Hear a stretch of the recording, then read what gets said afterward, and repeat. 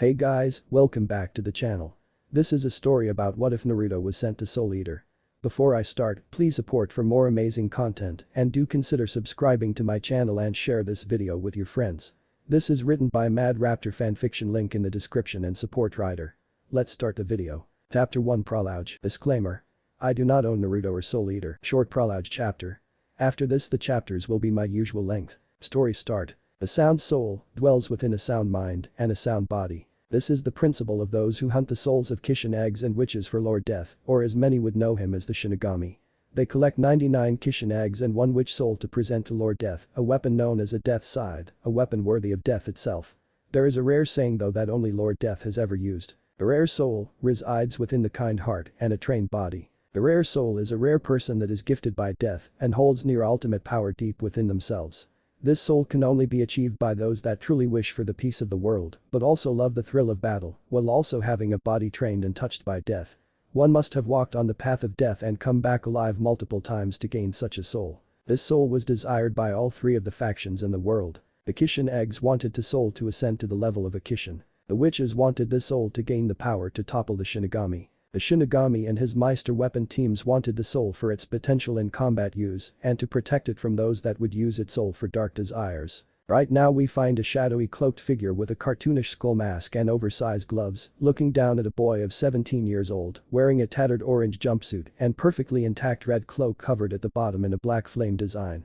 On the boy's face were 3 birthmarks in the shape of whiskers on both cheeks and hair that was kissed by the grinning sun itself. This boy had appeared in the death room through a swirl in space-time and was currently panting roughly. Damn it, Kakashi-sensei. Where the hell did you send me and what the hell is wrong with my chakra? One Naruto Uzumaki though to himself in annoyance. 1 second he was about to finish off Obito and the next he was in this weird new world with strange natural chakra he had never felt before. He could not even feel Kurama inside him anymore, strangely enough. Oh my. What do we have here? A new student from my academy perhaps, or a wandering young man who has lost his way on the road of life. How fun. The Shinigami said as his body bent at an odd angle. Naruto looked at the figure in confusion and got into a fighting position but fell back on his ass and exhaustion made its way to his system. He barely had enough energy left to stand and his chakra was not acting in the usual way it should. Heck, it even felt more potent than it did before. Who the hell are you? Naruto shouted while pointing at the cloaked figure, and it would be known that Naruto was not a person that knew how to be polite when he was confused. Naruto heard the figure chuckle and he rose an eyebrow, since most people took offense to his way of speaking, not many laughed it off. But that is not the question here, is it, child? The real question would too as to who you are. Now who are you? The Shinigami shot back and Naruto got the chance to feel the guy's energy reserves and he was shocked at WHT he found. This guy had reserves nearly equal to his own. Naruto Uzumaki, proud ninja of the Hidden Leaf Databao. Naruto nearly yelled in pride and now it was the Shinigami's turn to be confused. Well, I am sorry to say, Naruto-kun, that I have never heard of the Hidden Leaf and the only ninja that might have is starting a school I made tomorrow. You could talk to her if you joined the DWMA, that is. The personification of death stated, and Naruto grimaced at the thought of going to school, but this girl sounded like she could be a clue to his home, so he would suck it up for now. Deal, but I have to know, who are you? Naruto asked again and this time the Shinigami smiled under his mask. I am the Shinigami and welcome to Death Weapon Meister Academy. The Shinigami stated as he started to fill Naruto in on what they did at the academy and the ways people used their souls, and from what he learned Naruto could tell he was what they called a Meister, as weird as that sounded. Next day, stupid Shinigami, trying to make me wear the stupid uniform. Naruto grumbled as he looked himself over.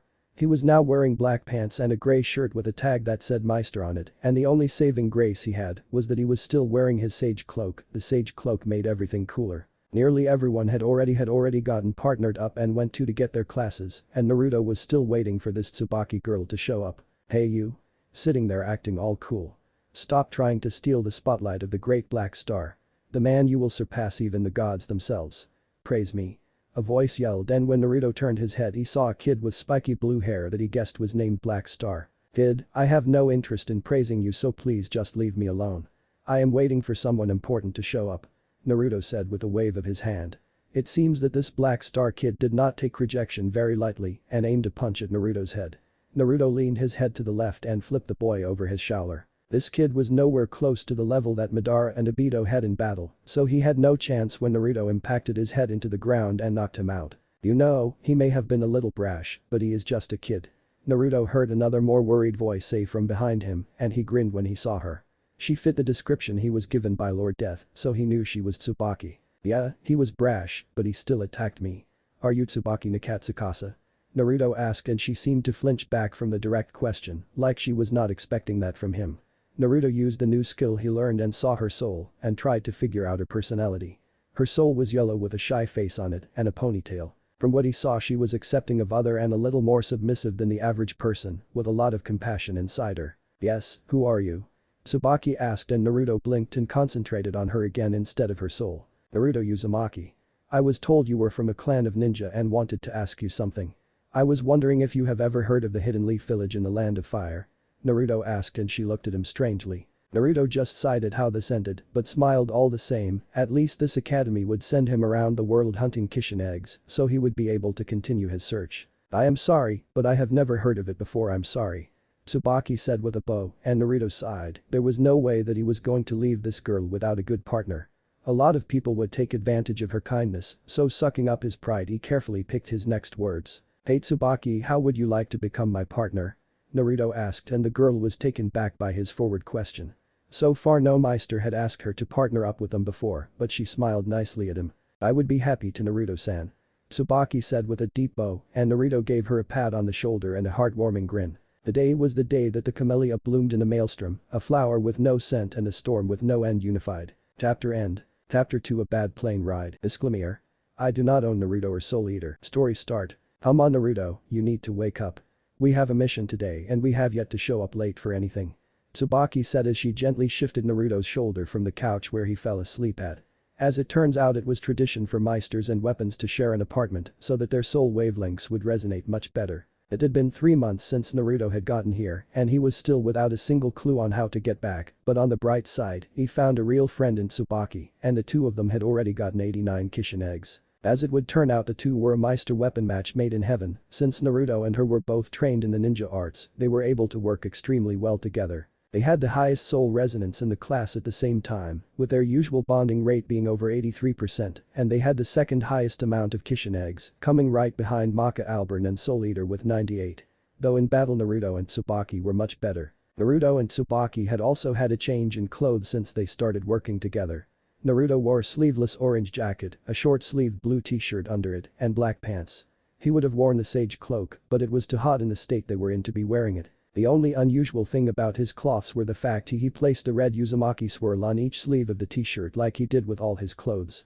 Around his waist was a metal-studded belt with shuriken holders on each side for easy access. Tsubaki was wearing a pale yellow long sleeveless outfit with a slit down the side, and on the right side of her chest was the Uzumaki clan symbol in yellow to show her connection to Naruto. Around her neck was a dark brown scarf and on her arms were stripped arm warmers with guards on them. On her right leg was a dark brown stocking that started mid-thigh and she wore white boots that started at her shin. To complete the outfit she had 2 metal-studded belts around her waist and hips. Her usual outfit with the swirl replacing the star. Hell death he can kiss my sleeping ass. We just got back from a mission in France yesterday and we collected 5 Kishin eggs there. We need a break. Naruto mumbled as Tsubaki sighed once again at Naruto's laziness in the morning. Until he has had his breakfast he was one of the laziest people she knew. She had to agree with him though, they did just get back from France and the flight was bad. There were 12 crying babies on board and it was taking everything Naruto had not to yell at the mothers. Not to mention the fact that many women in France kept trying to pet Naruto's whisker birthmarks to see if he would purr. That pissed Naruto off slightly since he was not a damn cat and did not purr, at worst he was a fox and they still did not purr. Another thing was that neither of them gave a crap if they made Tsubaki a death weapon. She was happy with just Naruto as her partner, since together they have not even been scratched in combat, then again not many people could even match Naruto on his own. His body was just as superior to the people's here. But Lord Death says that only 3-star Meisters and their weapons are allowed on this mission, and with Sid Sensei gone on another mission you are the only 3-star Meister here. Tsubaki stated and Naruto groaned at that. Meisters were given one of 3 ranks. 1 through 3 stars. 1 star they are only allowed to go on soul collecting missions, since they only possess skills that work with soul collecting. They were like the genin of Meisters. 2 star are more powerful and can be sent on missions that are not related to soul collecting, due to them having skills that can be for soul collecting and for other uses. Spying missions and rescue missions would be examples of this. They were like the chunin of Meisters. 3-star, the highest rank of Meisters, and are able to fight with or without a weapon and still do missions that do and do not involve soul collecting. Those of this rank are just under death sides in the rankings and could be considered commanders if war broke out with the Kishin egg holders or the witches. They were like the Jonin of Meisters. Naruto was given the rank of 3-star because he was able to be sent on nearly any type of mission thanks to his former job and was strong enough to fight and collect Kishin eggs even without Tsubaki if he wanted. Though he told Death that he would never leave his friend behind and they were a team, so they did all missions together. Naruto was actually the youngest 3-star Meister in the history of the DWMA. The only other person at the academy allowed to fight without a weapon was that Black Star Kid, thanks to his ability to use his own soul wavelength as a weapon. How important is this? Naruto asked as he sat up in his bed, and Tsubaki ignored the fact he was only in his boxers. They have lived together for 3 modes after all. The last 4 3-star Meisters sent on this mission never returned. Lord Death thinks that this Kishin egg holder has the power to switch people's bodies and in the confusion will kill both people. Tsubaki said, and Naruto was wide awake. This was indeed something that they would need to take care of, since a being like this would be able to cause mass panic and chaos if it ever became public. What country is the mission stationed in? Naruto asked the question that spelled doom for his sanity. He hated riding airplanes. Africa? Tsubaki stated, and Naruto cursed. A plane to Africa was going to take a long time to cross that stupid ocean. Why could this world not have just one big continent like his homeworld? Naruto just sighed and got up to begin putting his clothes on. The day was going to be a long day. The death room. Okay, what the hell do you need this time, old man? Naruto said rudely to the master of death, and Tsubaki sighed at the total lack of skills when it came to showing respect to those he actually respected. If Naruto had no respect for the death god, he would not even listen to him in the first place. Shinigami chop. Death yelled in a deeper voice, and Naruto swiveled to the side to avoid the blow.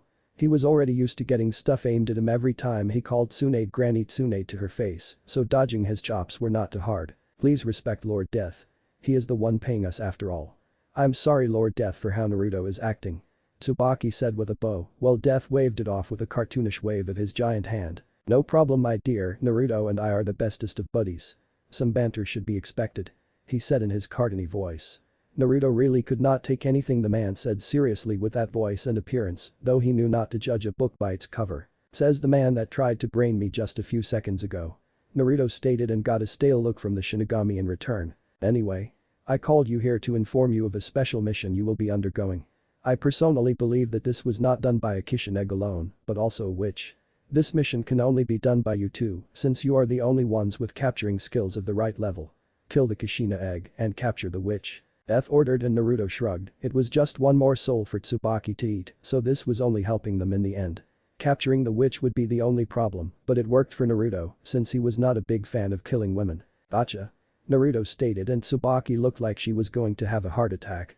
Going after a witch was scary enough, but going after a witch and not trying to steal her soul was even scarier, since they were limited to non-fatal attacks of which they had none. Lord Death, do you really think we are ready to go after a witch? Tsubaki asked, and the Shinigami did that weird 90-degree angle pose he did. Sure I do. With Naruto there, everything should be a-okay. The death god stated, and Tsubaki sighed at how this would inflate Naruto's ego. His might not be as big as the partnerless Black Star, but it was pretty high. Though she guessed it had something to do with the fact he actually had the power to rival Death without Tsubaki helping him. See, Tsubaki, there is nothing to worry about. Naruto said as she nodded. After all, not much could go wrong if they played it cool.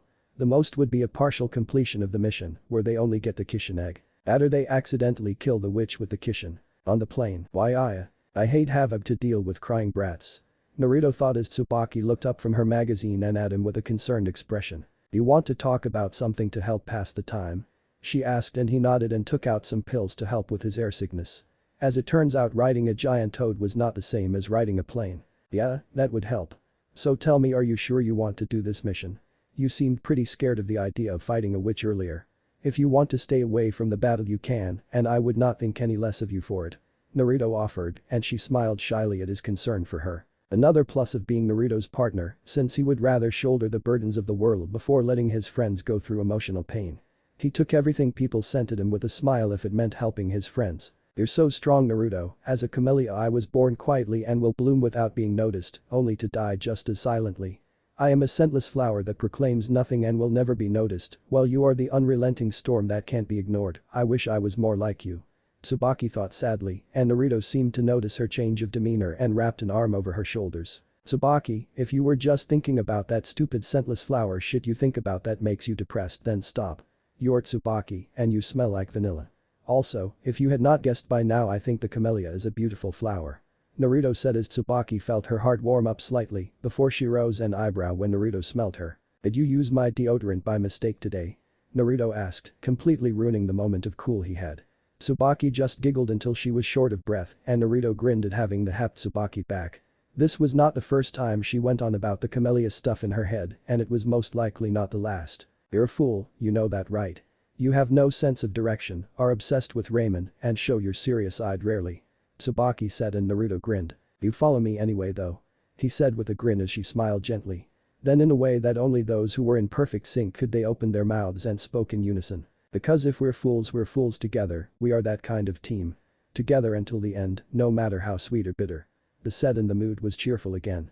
They chatted for a few hours before they decided to get some shut-eye before they had to deal with a dangerous mission. They dozed off and their heads leaned against each other's, which it was nice that Naruto had grown since he started training with the frog long ago and had reached a good height that slightly surpassed Tsubaki's. Naruto was 511, while Tsubaki was tall for most women at 58, making them the tallest people in class. Naruto had always been sensitive about his height, so being taller than the class was very nice. Naruto's dreams were filled with swimming pools of ramen, while Tsubaki had the strange dream of her and Naruto having a picnic on top of the DWMA school building. They woke with a start when the plane hit some turbulence and the intercom came on then died out. Naruto looked around and sensed something outside of the plane. Tsubaki, they are here. Naruto said with worry, in the plane they had no real way of fighting back against flying opponents. Tsubaki nodded and looked out the window and saw two figures riding on a broom while the sun laughed at them all like it always did. I can see them, how are we going to do this? She asked and Naruto thought about it for half a second before shrugging. He had no skills that let him fly at this moment in time and none of her current forms had any flying uses. First we have to put the passengers asleep.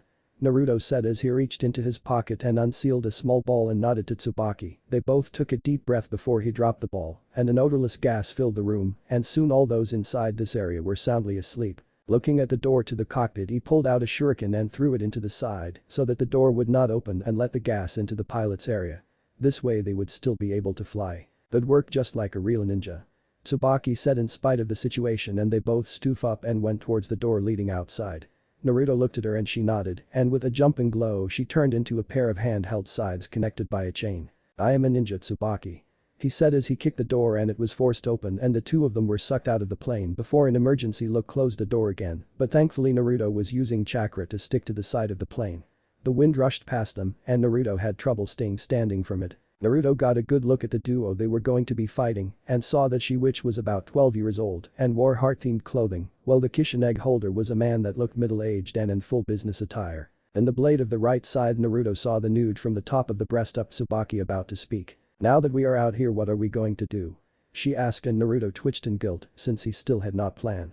She face-palmed and at least admitted they did not have many options in this case. Oh hee looky here a couple I do see, did you want to play with me?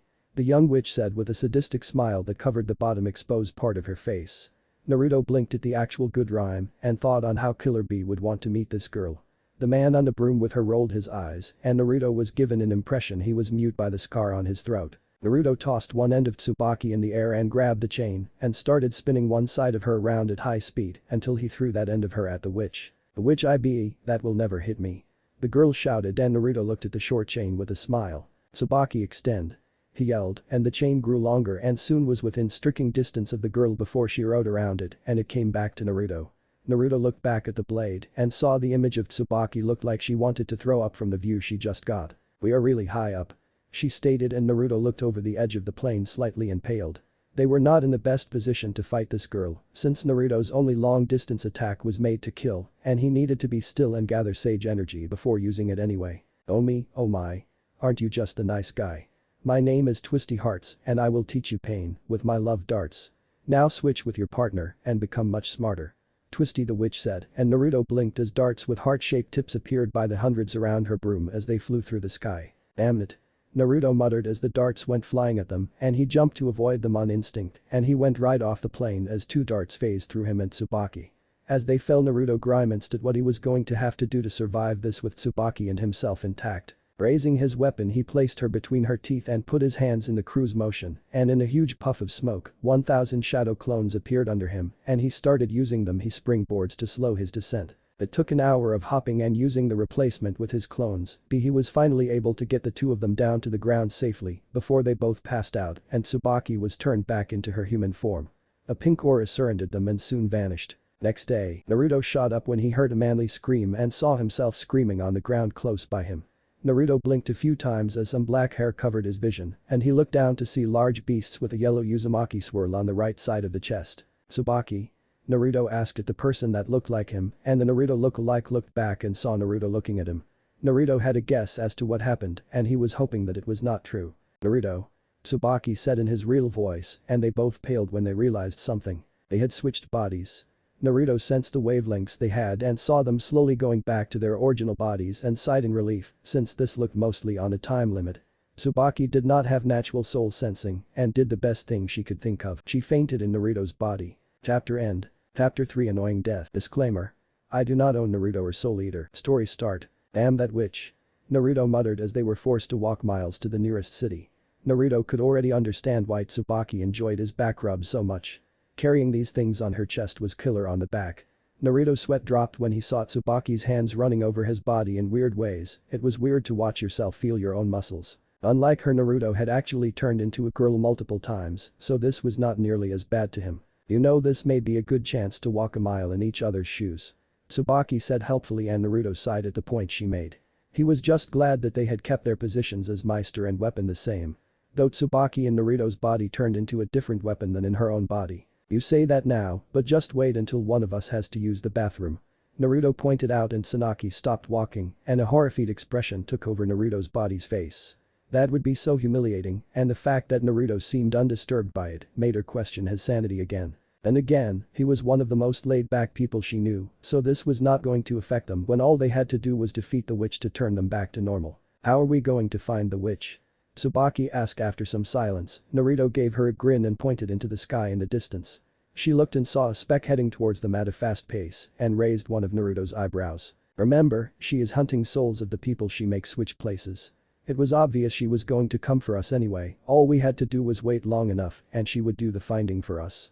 Naruto pointed out with a grin, while in the air they had a disadvantage, but with their feet firmly on the ground, winning would be a piece of cake. Even in each other's bodies they were still both trained as ninja to be able to adapt to any situation, and since they knew each other well, they could still resonate souls. Tsunaki nodded in Naruto's body, and with a glow Naruto saw his body turn into a demon windmill shuriken instead of Tsubaki's normal Fuma shuriken form. Naruto gripped the weapon by the ring and put his other hand inside of Tsubaki's shuriken pouch and tensed Tsubaki's body in preparation to fight. Naruto was hoping that the witch was stupid because otherwise this plan would never work on her. "Oh goody that you survived, and here I thought you would have died." Twisty Heart said in her playfuck voice when she got close enough to talk to them. Naruto grinned and nodded to the witch in Tsubaki's body.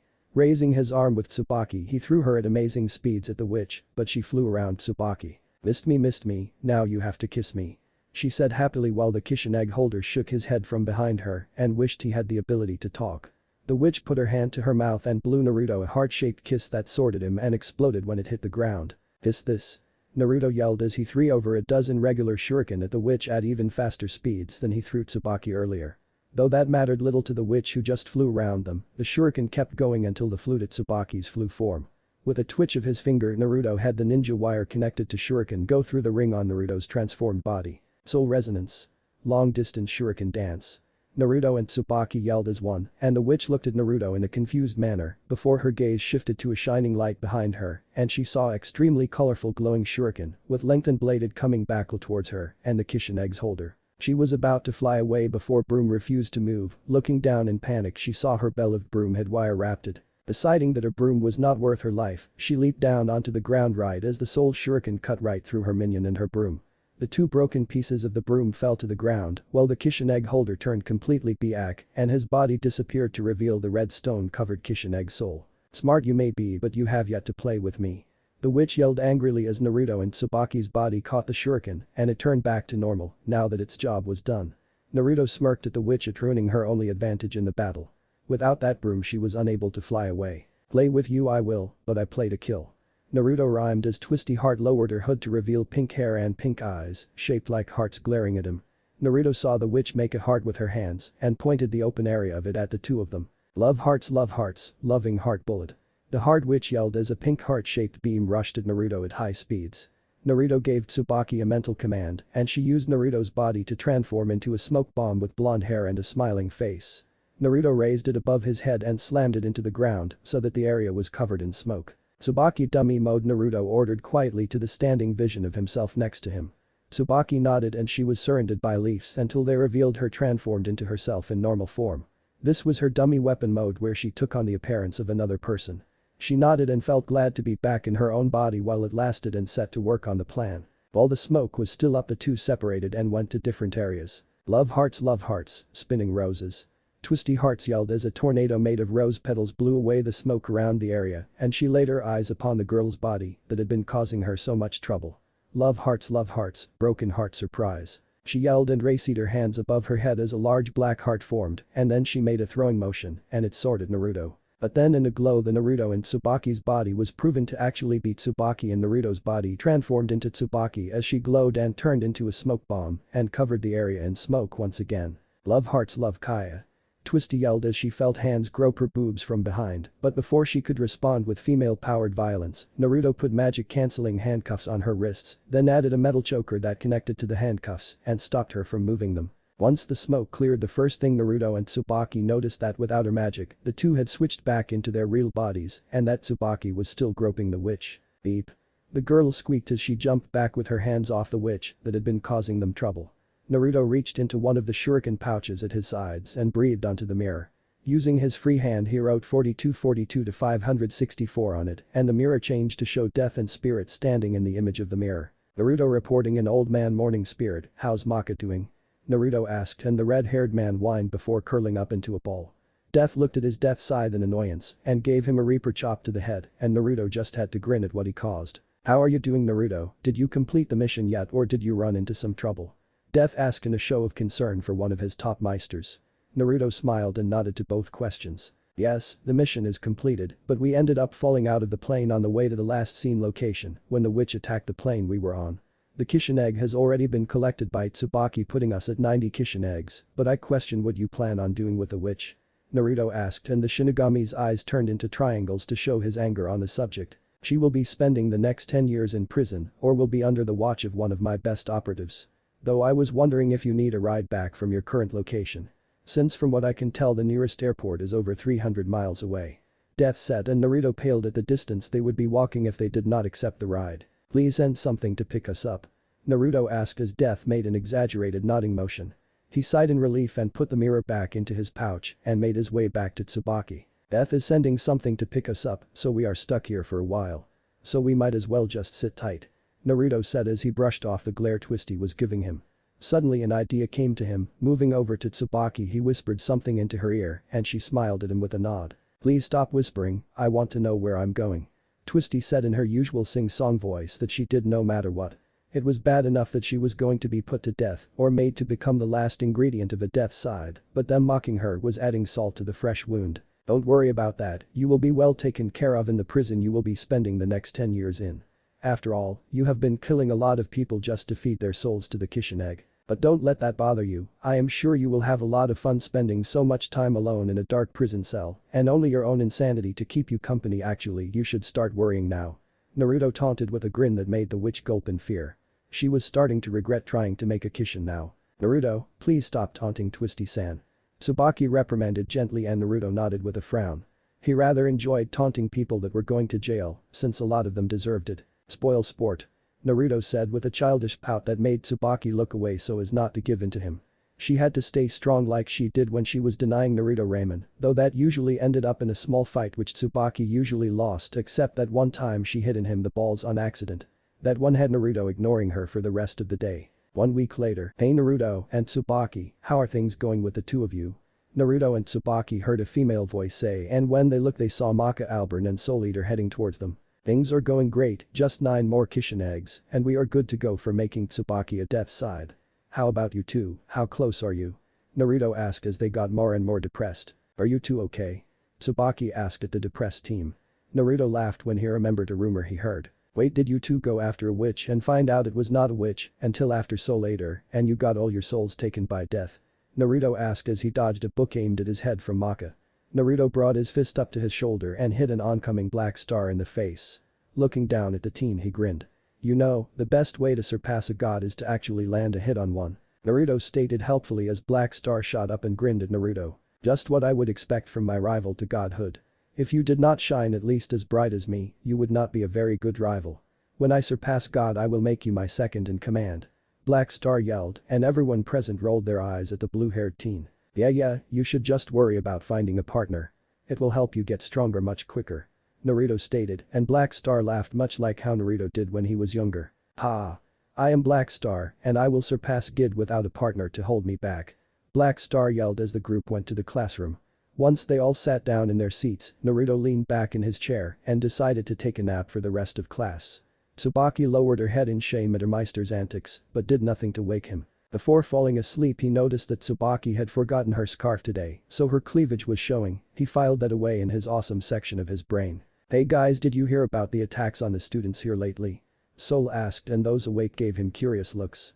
Naruto barely opened an eye to gaze at him, while Tsubaki tried to remember what Naruto said about the subject. From what she remembered, Death had told Naruto something about not going towards Cock Cemetery since it was not his mission or something like that. She considered herself lucky to have a 3-star Meister since she got nearly all the dirt that 1 and 2-star Meisters were not given. Naruto dozed off again until he felt something smash into his head. Maka chop.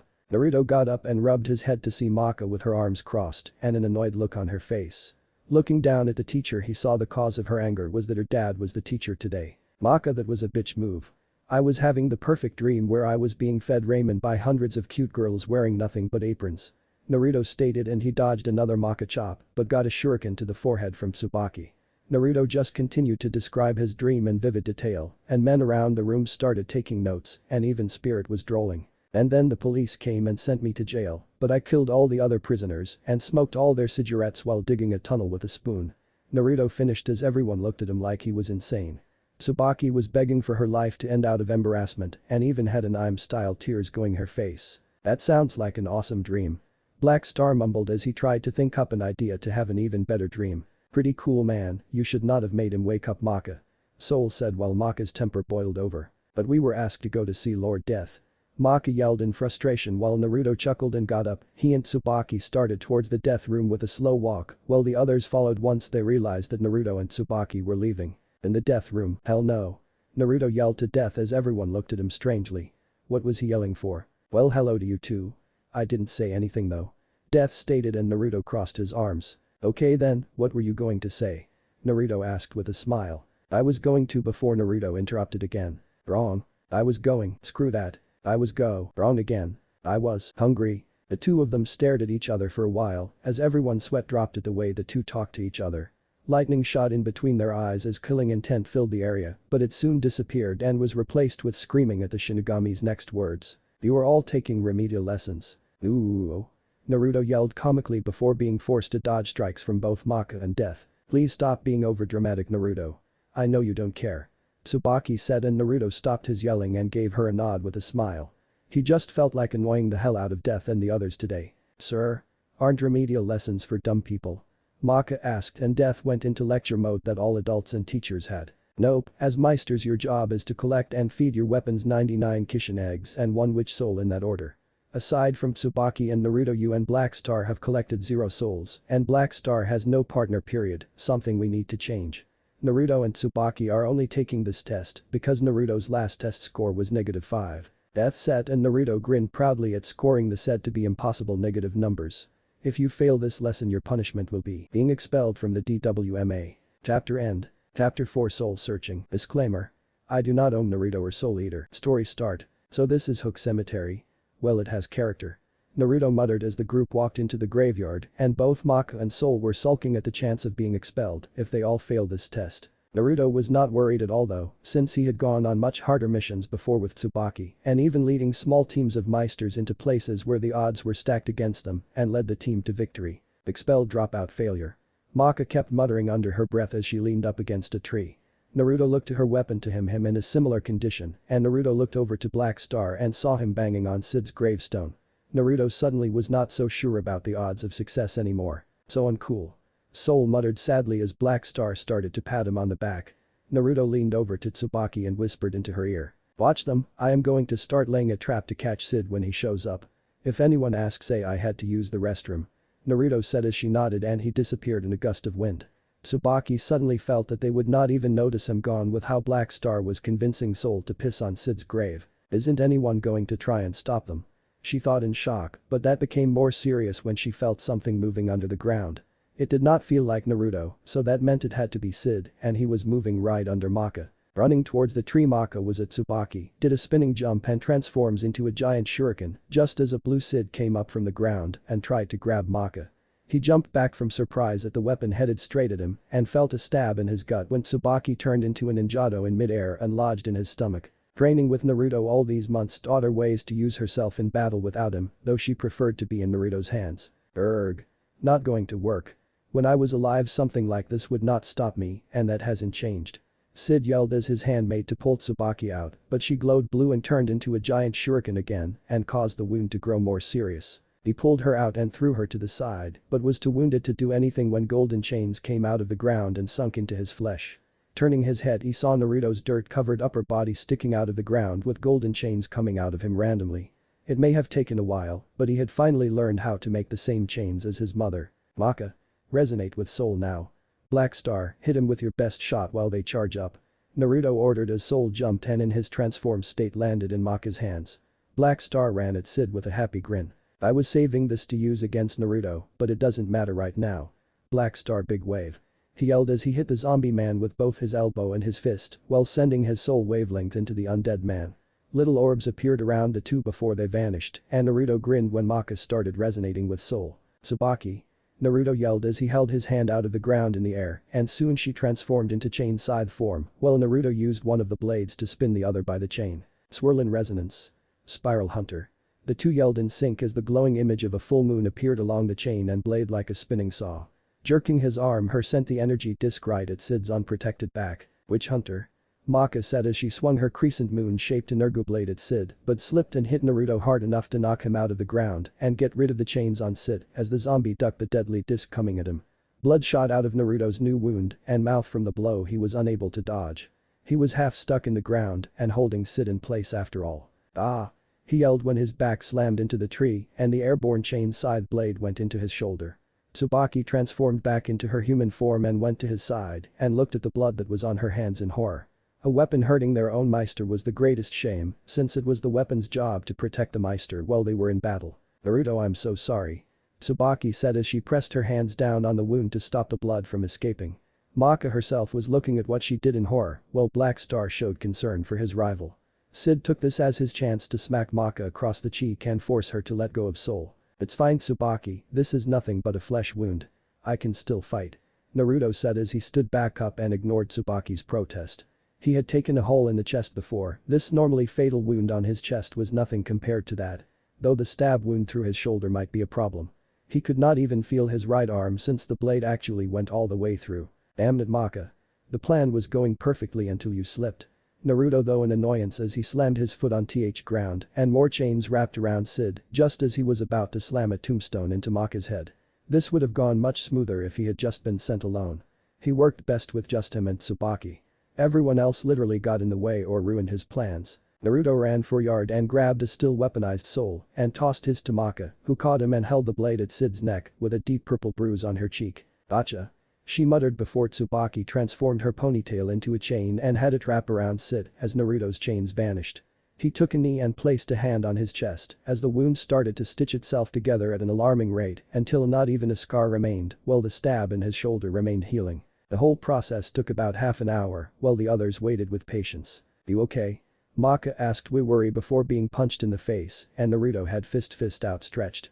She just took it since she did cut his chest open not long ago. Now I'm okay, usually I hate hitting girls, but that felt good to do. Now all we have to do is get the information out of this guy. Any ideas people? Naruto asked and Black Star walked over to Tsubaki and listed her dress while Naruto glared at the kid with anger and Tsubaki blushed. Who turned you into a zombie? The blue hair boy asked just before Naruto slugged him across the face at seeing Sid's dirty look. It was Stein. Everyone looked at Sid in a new light as he immediately cracked under the promise of the sweet flesh of the ninja. Naruto gave him a death glare and Sid backed off. Nobody but Naruto was allowed to look at Tsubaki's panties like that, but he did have to withhold a perverted giggle at her choice of panties today. Skimpy panties on Tsubaki really were the best, but he did question how much of her perverted side she was really hiding. He knew she was a closet pervert, he just knew it. Black Star, if you ever do that again I am going to rip off you balls, shove them up your ass, put on some gloves, pull them out of your ass, and then feed them to you after knocking out all your teeth. Naruto threatened the blue-haired boy as the illusion of an angry giant nine-tails fox appeared behind him. The image was only seen by Black Star, but even the others were able to feel the killing intent. Soul, who had been about to lift up Maka's skirt, decided against it in fear of what Naruto might try. It honestly did not take much longer to force the information out of Sid when Naruto threatened him with losing his balls, so when they started walking, Maka tugged on his sleeve and the two stayed behind a bit. I just wanted to say I'm really sorry about hurting you. I messed up big time and I don't want to lose our friendship. Maka said with a dead bow. She felt a light flick to her nose and stood up straight again and saw Naruto grinning. Heh, I forgave you the second I punched you. Also, don't worry about me. I was born with a very durable body, something of that level would not even leave a scar on me. Naruto said and she got a little angry at his casual waving off of her apology. Aren't you afraid I might have hurt you at all, or dying? Maka said louder than before and Naruto understood what a real problem was. Fear. Maka, every single time I go into a fight I know there is a chance I will not come back out, so I have nothing to fear of death. Every fight I have I am afraid, but not of dying. I will never stop fighting even on death's door because I am afraid of what will happen to my friends if I died and left them without a shield. The thing about fear is not getting rid of it, but pushing through your fear and continuing to fight to protect, to destroy, and to save. My fear of my friends getting hurt lets me push past the limits of the body to protect them. Naruto said sagely and Maka was stunned at how easily he was able to admit to his own fear, while she would not admit it. But you are so strong, Naruto. No wonder you are a 3-star Meister. Maka ended as she ran off to rejoin the group while Naruto looked on with a smile. In truth, everyone was afraid of something, even if they did not admit it or if it was just a small fear. Naruto would openly admit he was afraid of watching his friends die around him like Neji and Shikamaru in the war. Shaking his head of depressing thought, Naruto ran off and caught up with the group in record time. So Sid, what the hell happened that turned you blue? Most zombies me and Tsubaki had slain were the same color as when they were alive, except a little paler. Heck, you have not even been dead long enough for your face to be so sunken looking. Naruto asked as Sid shrugged as much as he could since he was still tied up. He had no clue why he looked like this, but in his opinion he looked badass. Death room, that Meister, the one with the whisker marks, he's so perfect. A black-haired boy with 3 white strips yelled as the sight of the perfectly symmetrical blonde through the mirror with his dual weapons and father sweat dropping. That natural symmetry, the way his clothes are symmetrical, and the way his weapon in that chain scythe mode is symmetrical. He is perfect. Did the Death said loudly as he looked at the image of his new idol. Haha, he looks like a kitty. A short-haired, large-breasted girl stated as she went up to the mirror and tried to pat him on the head. Addy, get out of the way of the mirror. I was watching that. Kid shouted as Death sighed at his son's irrational obsession with symmetry. He had a feeling he should warn Naruto about Kid after this mission was done. Then again, looking through the mirror, he saw that the group were already at Stein's house and the man himself had already came out. Stein's house, this guy is insane. Maka said simply as his eyes turned to her and Soul. You too, your soul wavelengths aren't very stabilized. You are a serious person who tries hard and a short temper, paired with a twisted person with a sarcastic soul. The two of you aren't working together. Stein said as he turned the screw through his head. Maka jumped back in surprise and looked at him in a new light. Her soul was rust orange with 2 pigtail-like wisps coming out and a scowling face, while Soul's was baby blue with sharp teeth and a single spike bending out the back. This guy is a Meister, and a powerful one if he can tell out personalities with just a glance. That skill is reserved for the best at sensing souls. Maka said in shock while Tsubaki looked at Naruto as if asking a question. He rolled his eyes and nodded. It was a skill he could do as well, but he just did not care to do it all the time. Heh. I bet Maka can't see all that cool stuff too, right? Soul asked as Naruto laughed at Maka's face. It was obvious she couldn't and her soul wavered a bit to show she was about to lie. Oh, of course I can. Maka said and Naruto had to say it. Big fat lie. Naruto said before face-palming at Black Star climbing up the building and standing on the ledge. Haha, this talk is boring me. From now on all conversation will be about me, Black Star. The kid yelled as others started to face-palm at him as well, and it got worse with the kid's next words. I don't care if you can see souls or can't see him. If I can see my own soul, I'm happy. Black Star shouted and Stein chuckled and looked at him. His soul was bright blue with a grinning face and random spikes on it. "You're astonishingly self-centered soul," Stein said, and before Black Star made the mistake of attacking him, Naruto grabbed him by the collar and pulled him back. "Haha, I find it hard to believe that boy can find a partner. You on the other hand have an extremely powerful, yet caring soul that radiates happiness with a desire to help others with their problems. I am actually shocked you can find a weapon yourself. Any weapon does not match with you over 90% would immediately be broken, unless they were a death scythe." Stein pointed out as Tsubaki felt happy her soul was so nicely matched to his, or she might not be here. Naruto's soul was an extremely bright neon orange that hid the other soul deep in him, and it had his signature hairstyle with whisker makes on its grinning face. The most surprising part was the sheer intensity of his soul's wavelength. "Naruto's soul sounds nice," Tsubaki muttered before flinching back as Stein turned his eyes to her. "Well, color me surprised. You are the most cooperative soul I have seen with a lots of space to accept others and radiate a gentle kindness while staying more submissive than a normal soul. You must be his partner, the two of you work perfectly together. You have a very strong compatibility. You also seem to have an extreme admiration for him and show some sort of desire for him. You also hold some sort of guilt that appears to be recent," Stein stated, and Tsubaki blushed deeply and looked at Naruto, only to blush even deeper than before. She was glad Naruto was oblivious to her crush, but he did seem to get that she was feeling guilty for stabbing him. Her soul was a dim orange with a smile and an imitation of her ponytail. "Everyone stay back, and Tsubaki, don't bother helping me with this one. This guy is the real deal and I will take care of it. Black Star, take the others and run away, and I promise that the next time we fight I will be serious," Naruto said as he walked in front of the group and got into a fighting stance. Black Star nodded and Naruto's earlier words came to Maka's mind. "Every single time I go into a fight I know there is a chance I will not come back out, so I have nothing to fear of death. Every fight I have I am afraid, but not of dying. I will never stop fighting even on death's door because I am afraid of what will happen to my friends if I died and left them without a shield. Am I afraid of this man?" Maka asked as she saw her own shaking hands and she could feel the clashing of power between Naruto and Stein. "The thing about fear is not getting rid of it, but pushing through your fear and continuing to fight to protect, to destroy, and to save. My fear of my friends getting hurt lets me push past the limits of the body to protect them. Soul," Maka shouted as Soul grinned and turned into his weapon and she stood next to Naruto in a battle position. Black Star quickly joined at Naruto's other side. "Ahaha, I am the man that will surpass God.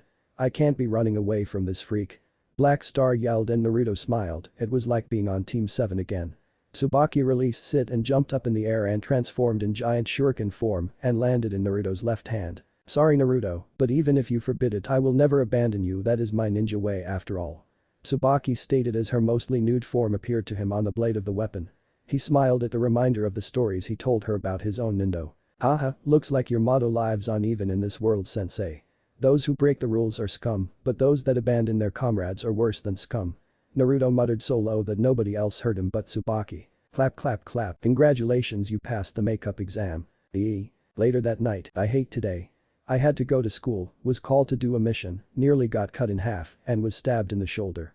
Then some weird pervert peeps on my soul," Naruto mumbled as Tsubaki followed behind him with a sweat drop but could not rebuke his words. Naruto opened the door and they both looked on him shocked when they saw Twisty sitting on their couch reading a magazine in a prison outfit and a magic cancelling choker around her neck. "Hello to the two of you, what happened, why are you blue?" Twisty asked her usual ways of talking by rhyming. Naruto sighed in irritation when he realized that he was going to be Death's warden for this witch. "Fucking damn it," Naruto said as Tsubaki looked like she had been forced to swallow lemon and then drink unsweetened lemonade. Today was not a good day. Chapter end. Story start. "Good morning Naruto." Maka greeted the blonde and she and Soul entered the room, but she looked like she had not gotten a good night's sleep like him. Though for a different reason. Soul followed right behind her and unlike her he looked like he had not slept at all. Though Naruto was not in the mood to really care right now. He and Tsubaki had been awake all last night just to make sure Twisty never tried to slit their throats in their sleep. Naruto just nodded to Maka and the two teams sat next to each other like always. "You look like shit," Naruto said before Tsubaki nudged him in the side for being rude. Naruto gave her a raised eyebrow and she shrugged at him. "What? She and Soul do look like shit. You and me look better and we had babysitting duty all night," Naruto said and Tsubaki just gave him a harsh look. "I agree they look bad, but you don't need to say it like that," Tsubaki said and both the other Meister weapon team sweat dropped at her, basically saying she thought they looked bad too. "Well sorry for looking bad, but we were still freaking out about that Stein guy. That guy was haunting my nightmares all night," Maka said and she covered herself with a shiver. That guy was just too freaky to be considered human anymore. Naruto and Tsubaki had already met lots of weirdos, so the Stein encounter was just another tally to them, but it really shook up Maka. He seemed like a cool dude to me. Naruto said, and he heard a rolling sound with his advanced hearing. Tsubaki felt Naruto stiffen next to her and saw him shaking in anticipation. Either a powerful opponent was on the way as the spoke, or he had done a prank when nobody was looking and it was about to be sprung. It could go either way when Naruto was involved. "Hey Maka, you think your dad is going to be teaching us again today?" Soul asked and Naruto chuckled at her expression. He found her annoyance at her father to be funny, but then again he had nothing against Spirit, so the whole thing was rather funny to him. He himself was raised around a womanizer, many of them to be exact, so he could relate to what she was feeling on some level. Sure, he never had to deal with it being his parents, but that was simply because his parents were dead. That, and even if they had been alive his dad would have been too afraid of his mother to even try it. He would have been murdered after having his nuts chopped off and forced up his ass of course. "No, we are getting an interesting new teacher today, Soul." Keka. Naruto laughed as the door opened and Stein fell backwards in the rolling chair he had been sitting in. The look on Maka's face priceless. Soul looked like he was going to throw up and even Black Star looked like this was not going to be fun. Naruto nearly died laughing when Maka muttered how she would have preferred her dad. That was some funny stuff. A few days later, morning hero. Naruto greeted a blonde-haired boy wearing mostly white clothes. Naruto and Tsubaki were on their way to class, since surprisingly there had been low activity with Kishin eggs, and Naruto saw one of his favorite idiots. "Morning boss and Tsubaki, no missions today?" Hiro asked and Naruto shrugged, but this was a reason Naruto also liked Hiro.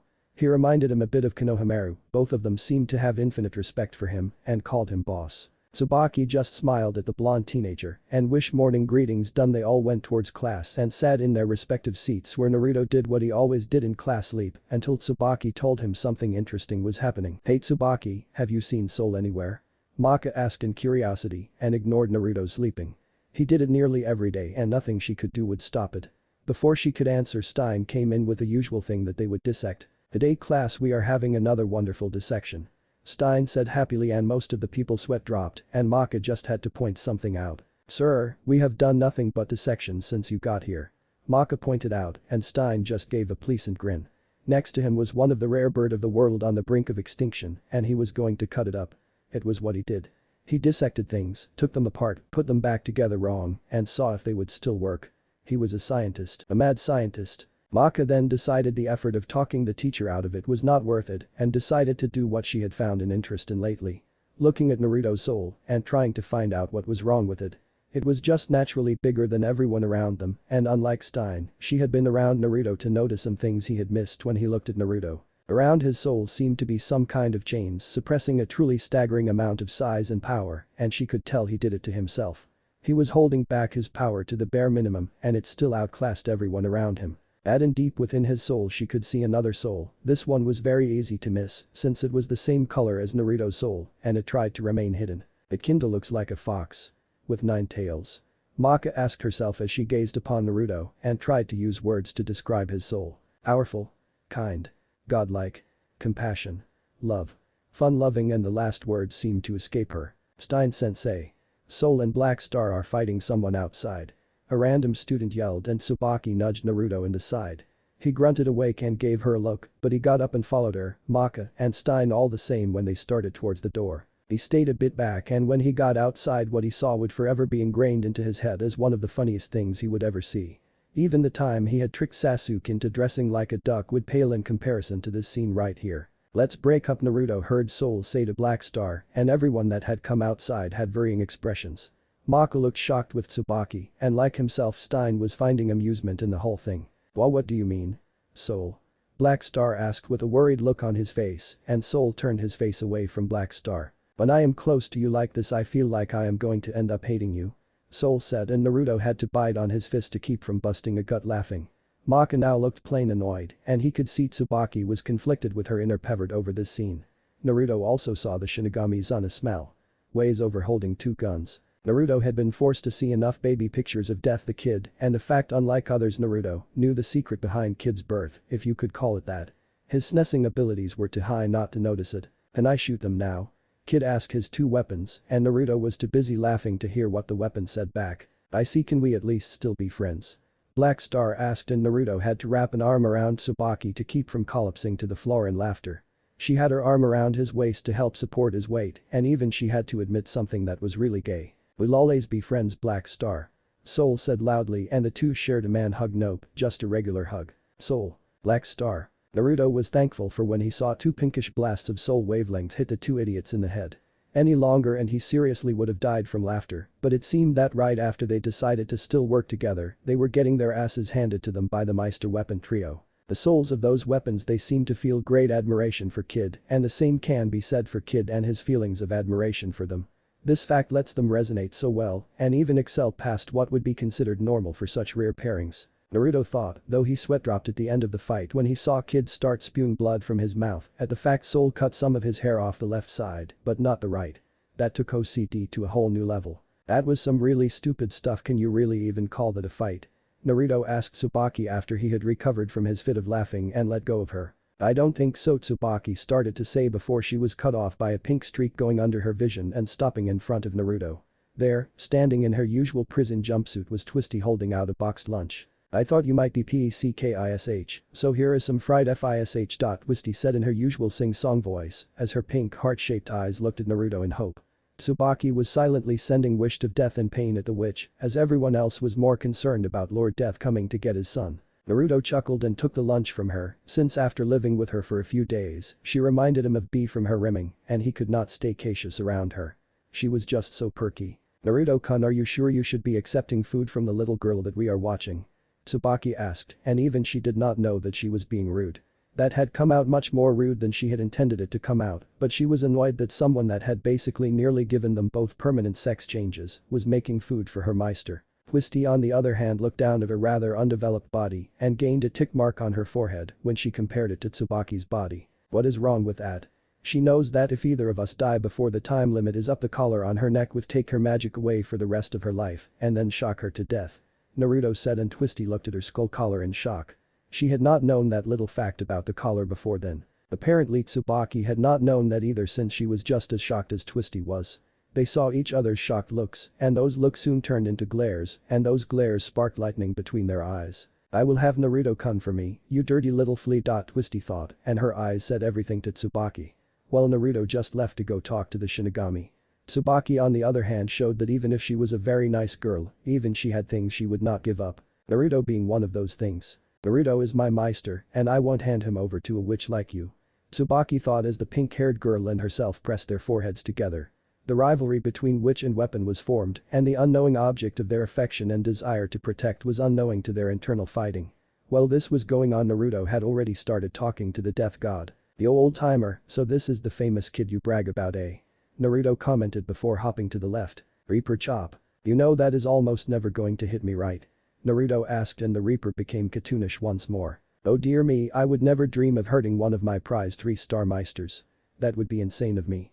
Shinigami said in that ever goofy voice, and Naruto, as well as the two blonde weapon girls partnered with Kid, all gave him sarcastic looks. Though Patty giggled with childish glee. I call bullshit. Age must be getting to you, old man, because you just tried to chop me, buddy. Naruto said casually, and both Maka and Stein wondered how the hell Naruto was able to get away with talking to the Shinigami like that. Unknown to either of them, if Naruto was to compare Obito and the Shinigami, as much as he hated to admit it, Obito would destroy the god of death in one-on-one combat. I really must dissect that boy and see what makes him tick. Stein though, as he twisted the bolt in his head a few times. Naruto was the most interesting anomaly he had ever seen before. What Maka did not know was that Stein also saw the things about Naruto's soul she did, but he decided not to tell about it. I wonder, Maka thought as she gazed deeply at the Shinigami to attempt to see what his soul looked like. She gasped in shock when she could not see his soul. She had been able to see Kid's, so why not his father's soul? What she did not know was that his soul was so large it covered the whole city, or that if Naruto's soul was unchanged, it would be about the same if not larger. There was a reason Death was only able to use death weapons, and if Naruto let his soul loose he would have the same problem. Only a death weapon could channel so much raw power through it, any other weapon would be hurt by the power flowing through them, unless they had near perfect no perfect synchronization. Tsubaki was lucky that she was both in perfect sync with Naruto, and that he was restricting his soul for her well-being. Once Naruto made her a death weapon though, he could stop holding back, and they would be the strongest team to ever exist. There was no doubt about it. Next day, I fucking hate traveling by plane. Naruto said as he felt a brat kicking the back of his seat. He was about to snap and yell at the parent before he felt Tsubaki put her hand on his. He was calmed down somewhat by her soothing presence. How else are we supposed to collect the Kishin eggs in Tokyo if we don't take the plane to get there? Tsubaki asked and Naruto placed his hands under his chin in a thinking position. Do we have some toothpaste, a rubber band, and 40 miles of rope? Naruto asked and Tsubaki told herself she did not want to know. She really didn't want to find out what in his head told him that. No, we don't. Anyway, the report said that a small group of Kishin egg holders has started to terrorize the citizens of Tokyo. There is also the fact that there have been a meister and weapon working with them. Tsubaki said and Naruto looked annoyed at that fact. Would they ever have a normal mission? Chapter end. Story start. Happy Halloween. The second the plane landed Naruto could already feel something extremely wrong in the air. The scent of iron was everywhere and the scent of death hit him the second he and Tsubaki got off the plane. He could only feel a few souls inside the whole city and that scared him a little. Tsubaki, close your eyes and turn into giant shuriken mode. Naruto ordered gravely as they walked through the nearly empty airport. She nodded and glowed for a moment before turning into the weapon of his choice and fell into his hand. They slowly opened the door that led outside and Naruto's eyes widened when he saw just what was outside. Dead bodies were everywhere, ripped savagely to shreds, and Naruto could see very clearly that their souls had been eaten. What is happening out there? Tsubaki asked, since she had been keeping her eyes closed the whole time. Though she opened them when she felt something wet hit her weapon form, and when she did the first thing she saw were tears flowing down Naruto's cheeks. A whole city of people dying was enough to both remind him of the war and make him mourn the lost souls of those that had been eaten this day. Player eyes against this is letting go. We were too late, Tsubaki. Naruto said sadly, before his instincts kicked in and he jumped out of the way just in time for a large hammer to hit the ground where he was. Looking at his attacker he saw that it was a large Kishin egg wearing a bear mask to cover his face and a cloak over his body. Following his weapon's hilt he saw that this Kishin was also a weapon like Tsubaki. You know supposed to move. The easily 10-foot tall bear of a man said dumbly and Naruto glared when the man reached into his pocket and grabbed a few blue souls and popped them into his mouth. His body got even bigger with the extra power of the souls he had eaten and his hammer hand had grown to massive levels. I take you soul to Sanga-sama now. The near Kishin said as he swung his hammer hand at Naruto again, but this time Naruto lashed out at the stone-looking hammer with his leg and busted it apart. Suck on this, you evil bastard. Naruto yelled in rage as he threw Tsubaki as hard as he could right into the giant man's neck. His eyes widened though when she just bounced of this man's hardened skin harmlessly. Haha, tickles, haha. The man said lowly and Naruto shot his hand out as golden chain leapt out and grabbed Tsubaki to pull her back to him before the large man could try anything with her. Now that he could see this man's skin though he saw that unlike this man's hammer his skin was the color of hard steel like the handle of the hammer he used. Tsubaki. Smoke boom. Naruto yelled as he charged the man himself and Tsubaki turned into a smoke bomb mid-run. Tossing her on the ground black smoke went everywhere but that was easily dispersed by the large man waving his hand and sending the smoke away. The bear mask he was wearing tilted in confusion at Naruto's disappearance. He looked around and could not see them anywhere, so sitting down the retarded giant tried to think of where the two went. He was alerted to where they were though when the sound of a screeching bell and white light was seen above him. Standing on a nearby light post was Naruto with an ninjato in his teeth, while in one of his hands were a jutsu he had been famous for in his previous world. The only attack that had nearly always been an instant kill for any that was not S-class or higher. The only attack he could use on his own that killed the very cells inside his opponent's body and stopped them from being able to heal in most cases. He glared down at the man that he had seen eat innocent souls and jumped from his place and ran towards the man. There had not been enough nature energy in the city for him to gather, so he would not be able to throw his Rasen shuriken this time. The man tried to hit Naruto with what was left of his hammer hand, but Naruto just used it to jump off of and get even closer to the man's face. Rasen. Naruto started as he pulled his arm back as far as he could and with Tsubaki out of his mouth and back in his free hand, he finished yelling his signature attack. Hitting the man right in the face he yelled the attack that had even killed Kakuzu the heart stealer. Shuriken. Naruto grit his teeth in pain, no, pure agony at the backlash of his own attack, shredding his own arm to pieces. He was barely able to prevent his own attack from cutting his own cell to pieces. The sphere of ultimate destruction expanded in front of him and fully wrapped the large man and a good chunk of the ground under them up. He pulled his own arm out of the sphere and jumped away as the attack calmed down. His face showed shock though when he saw the man nearly completely unharmed, except for the tiny cuts littering this man's body. He was clearly not dead. Uchi.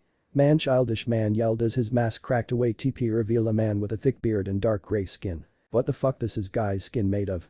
Naruto thought with a glare at the killer in front of him. He was sure that if he had been in Sage mode that would have destroyed this guy, but there was not enough life in the city to full up even one attack, let alone an S-class one like the Rasen shuriken. Naruto. Your arm. Tsubaki yelled as her form was visible in the steel of the blade. She was able to clearly see the damage his own attack had done to himself as his own lifeblood drained from his body. Naruto gritted teeth and looked down at her. Tsubaki chained scythe mode. Naruto said and she glowed before becoming the weapon he asked for. Naruto ground his teeth together as he used her chain to tie up his injured arm and stop the bleeding. He felt bad that his blood was trailing down her chain, but with his healing slowed by his own attack, he would pass out soon if he did not do this.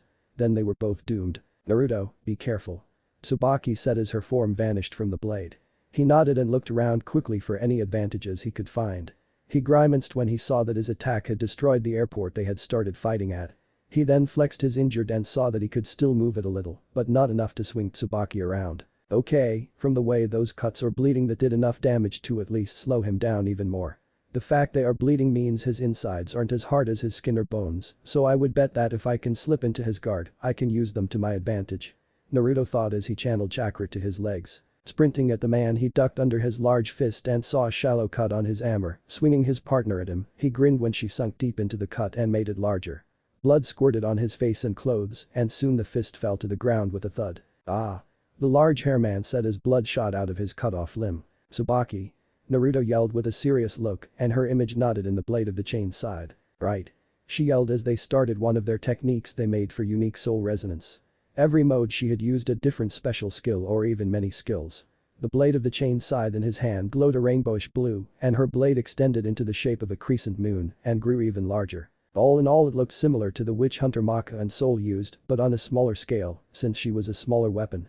Naruto jumped back and held her by the chain, and then he started swinging her in a large circle so fast that she started to look like a full moon. Resonating moon flower. Naruto and Tsubaki yelled in unison, and he swung her at him 8 times at high speeds, before pulling her back and catching her in his mouth.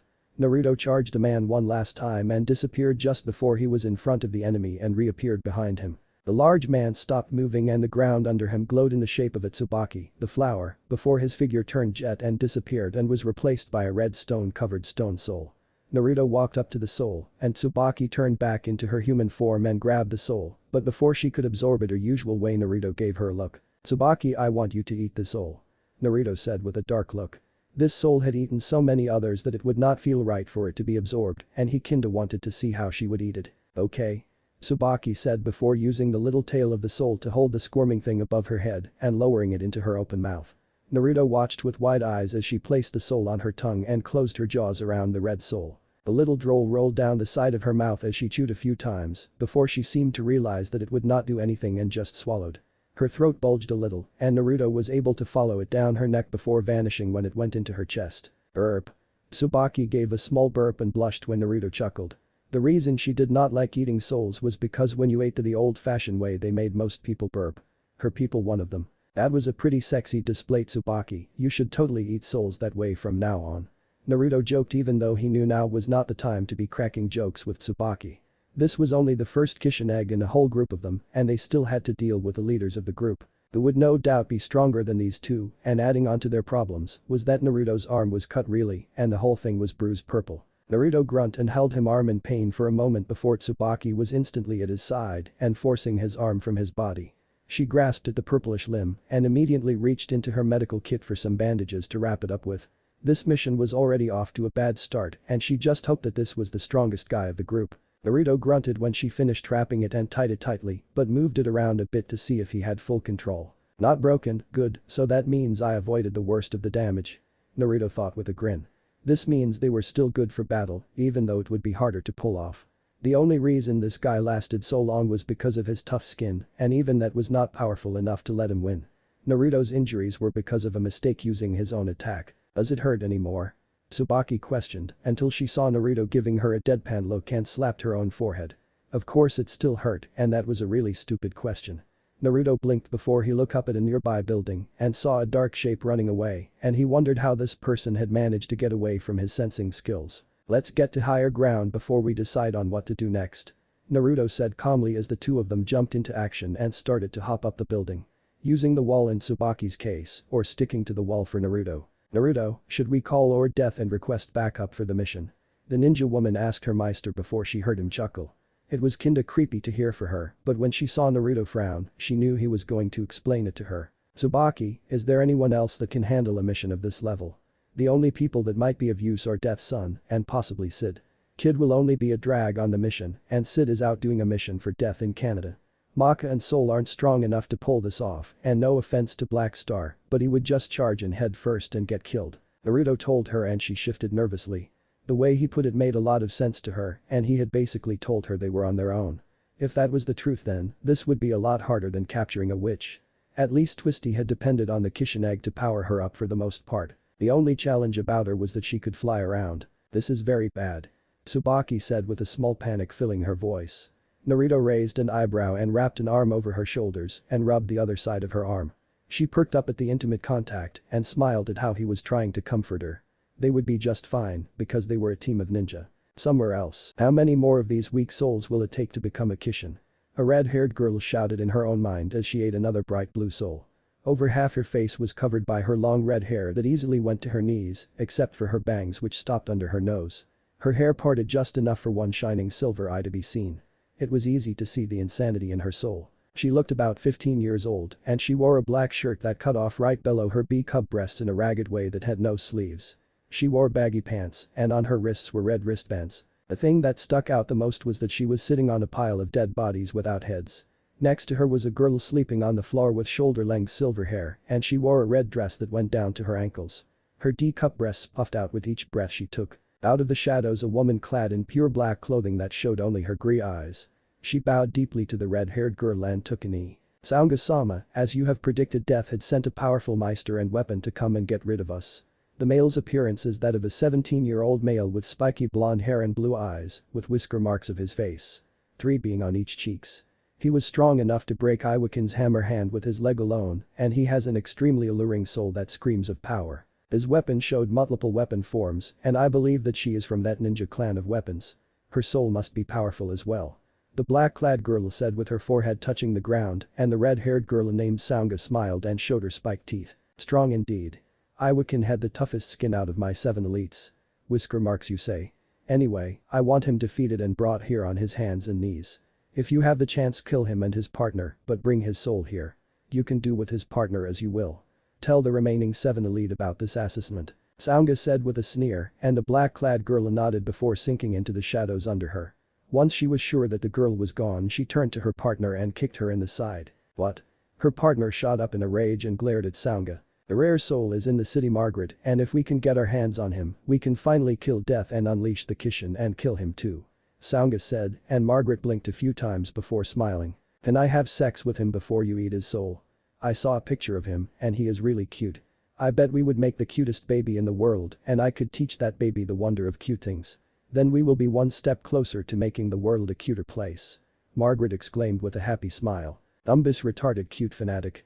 If you did not have the skill and power to wield me, I would have left you behind years ago. Saunga said, and her partner shrugged off the harsh words from the smaller girl. She was used to her partner saying those kinds of things and knew she did not mean them. But Naruto, fuck. Naruto yelled as he curled his arm. The adrenaline from his battle had run out and he was finally feeling the full pain of tearing your arms to shreds. He took a calming breath before reaching into his back pocket and stabbing his own shadow. Tsubaki gasped when the form of a black-clad woman appeared out of the shadow with a knife in her hand before the woman turned black and her body vanished to reveal her own red soul. How did you know she was there? Tsubaki had to ask, and Naruto smirked through the pain. I have been friends with a person that literally used shadows as his weapons before. I can spot a shadow user from a mile away. This woman isn't good, but not good enough to stab me in the back.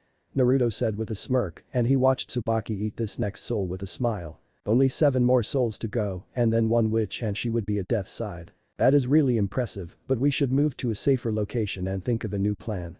Tsubaki said, but Naruto chuckled and shook his head. He was not the only one as dual chuckles could be heard, and the duo saw twin adult men wearing prison jumpsuits that connected their right and left wrists together. It figures that the one on the right started. Iwakin and Kajikin, the one of the left said, would be the first to go. They finished together with insane grins. Naruto examined these guys closely and then he saw their souls. One was red hot with fire coming off of it while the other flowed like water. Iwakin had a stone-like soul and body. This Kajikin girl used shadows and had a shadowy soul. Naruto thought as he saw a pattern in names and powers. The 2 in front of him possessed elemental affiliated souls as well, so he would go out on a limb and say they were called Hoken and Suken. Why did your group kill all these innocent people? Naruto heard Tsubaki asked with anger in her voice. The way they were talking about their comrades dying must have made her remember the dead bodies in the streets below. They were in the way of Sangasama's goal. Naruto discreetly started to touch Tsubaki on the butt while the two ranted on and on about how the people they killed were weak. Naruto would tap her a few times and then wait for her to respond with eye twitches.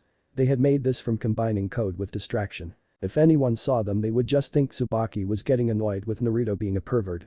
The both nodded and Tsubaki turned into her smoke boom form. She understood his plan completely. The twins coughed before the smoke cleared and they saw the two in the exact same positions as before. You two sure are stupid for not running away just now. The two men charged at them when Naruto grabbed his arm in pain, but they missed the smirk on his face when he placed his injured hand on the ground. Chains sprung from the roof under them and wrapped around the feet of the two charging them, tripping both of the twins just in time for Tsubaki to turn her ponytail into half of her chain scythe form and cut both of their heads off. You two are the filth of the world. Never abandon you friends. She said as the bodies turned into souls. She grimaced at the hot and wet tasting souls, but ate them nonetheless. Naruto gave her a look and she smiled. 5 more to go, and 1 witch. Tsubaki hoped they could use Twisty for that part. I think that these people have elemental-based powers. Naruto stated after a thoughtful moment. Tsubaki nodded with a hard look at the spot where the bodies of the men she killed just were. The first man, Iwakin, had metal and stone-related powers. The girl, Kajikin, used shadows, and these two guys had souls that tasted like fire and water. So maybe Hoken and Sukin. That would mean there would be 3 more people out there, and this Sangha person they all mention. Wind, lightning, and light are the only main elements left on the elemental chart left. Tsubaki said as she tried to think of ways her forms might be able to counter any elemental techniques. That, and unlike Iwakin, the 3 we just fought and killed had weaker powers than average. Maka and Soul could have beaten these two, but then again we did not see their strength. I think these 3 were the weakest of the group though. Naruto said as he showed a rare moment of high observation skills. She nodded to that, since the first guy was really strong, but very stupid, and this girl seemed very smart, but very weak. The twins on the other hand were most likely in the middle of both. I agree, but we should really move out now. Tsubaki stated with a look at Naruto's injured arm, but he waved off the look and nodded.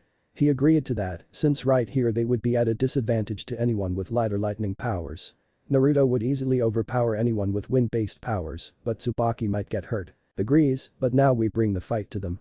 Naruto stated with full confidence before he looked at Tsubaki with a grin. Yes, let's Naruto.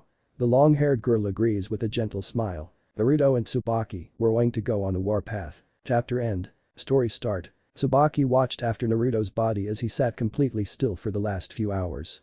Achieving Sage Mode was much harder with very little life in the city, and he had a feeling he was going to need it for his next fight for some reason. Tsubaki had her ponytail turned into her chain scythe in case of attack, and they had decided to take this fight to the only area with any plant life in the city. A small park with a few trees, which had been supplying Naruto with. Come on Naruto. They will be here any second now. Tsubaki thought in panic. Her hair was sticking up from how nervous she was. Wait. Her hair was sticking up from static. She looked around in panic trying to find the source of the electricity.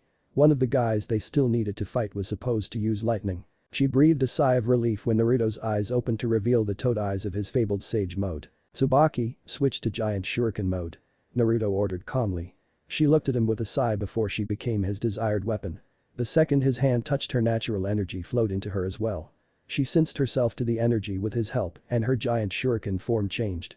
She got even larger and her blade gained a more curved shape. Her reflection in the steel of her form showed that she too had the markings of Sage Mode to match his. Sage resonation complete.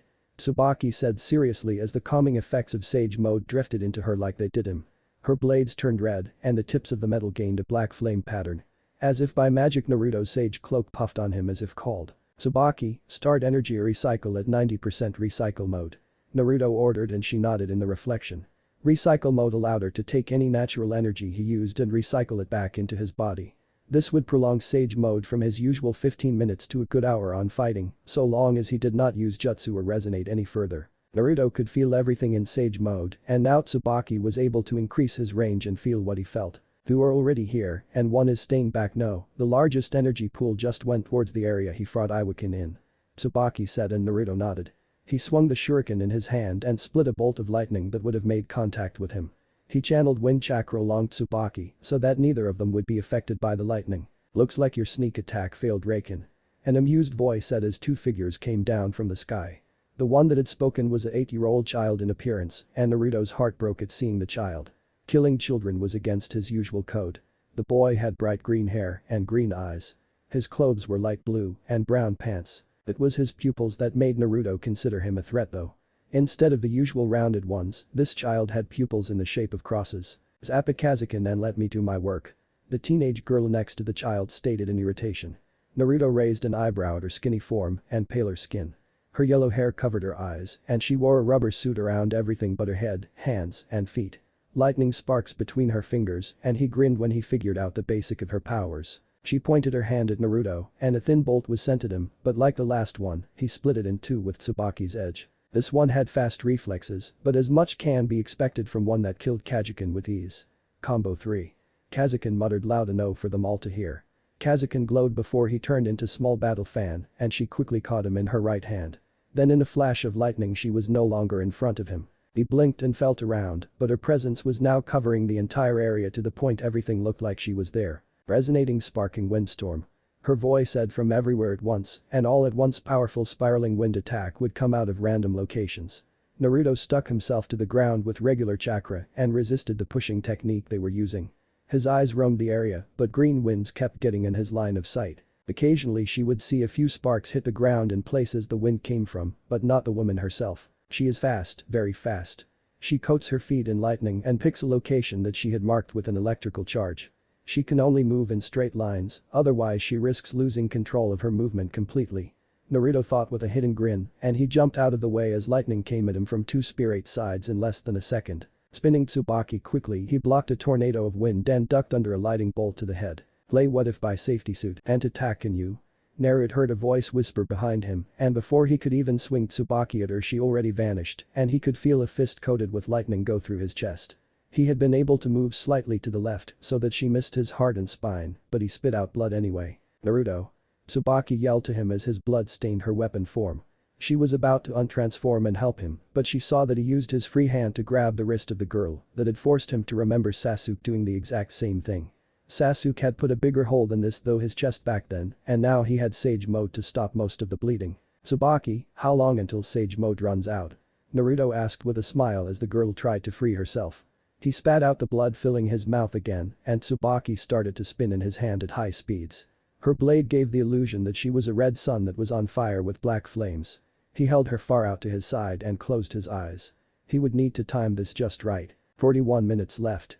Tsubaki said as his confidence filled her to the brim. If Naruto was not worried about a hole in the chest, then she would not be either. She had the sinking suspicion that he let the girl purse him just so that she would get close. Stomping on the foot of the girl behind him, her let go her hand and jerked forward while spinning around. Tsubaki cut through the air and beheaded the girl without any trouble, but Reiken's head glowed yellow before turning into electricity and reforming on her neck. That is cheating. Cutting the head off should kill the opponent. Naruto muttered before he twisted to his side and hopped to the left to avoid both a blade of wind that tried to cut him and blast of electricity that attempted to shock him. He used the natural energy in his body to move his right injured arm to block an electrical punch from the girl. Uplifting air current blast. She shouted and placed both hands on her partner to make a huge tornado that sent Naruto high up in the sky. Naruto gritty teeth in the sky as the girl appeared next to him in a flash, but he kicked her down to the ground. His kick though sent him higher in the sky. "Tsubaki. Time for that," Naruto said as he used his left hand to make a Rasengan in the hole of the giant Sage Shuriken. Her shuriken form floated around the ball of power, and the two of them started to float in the air.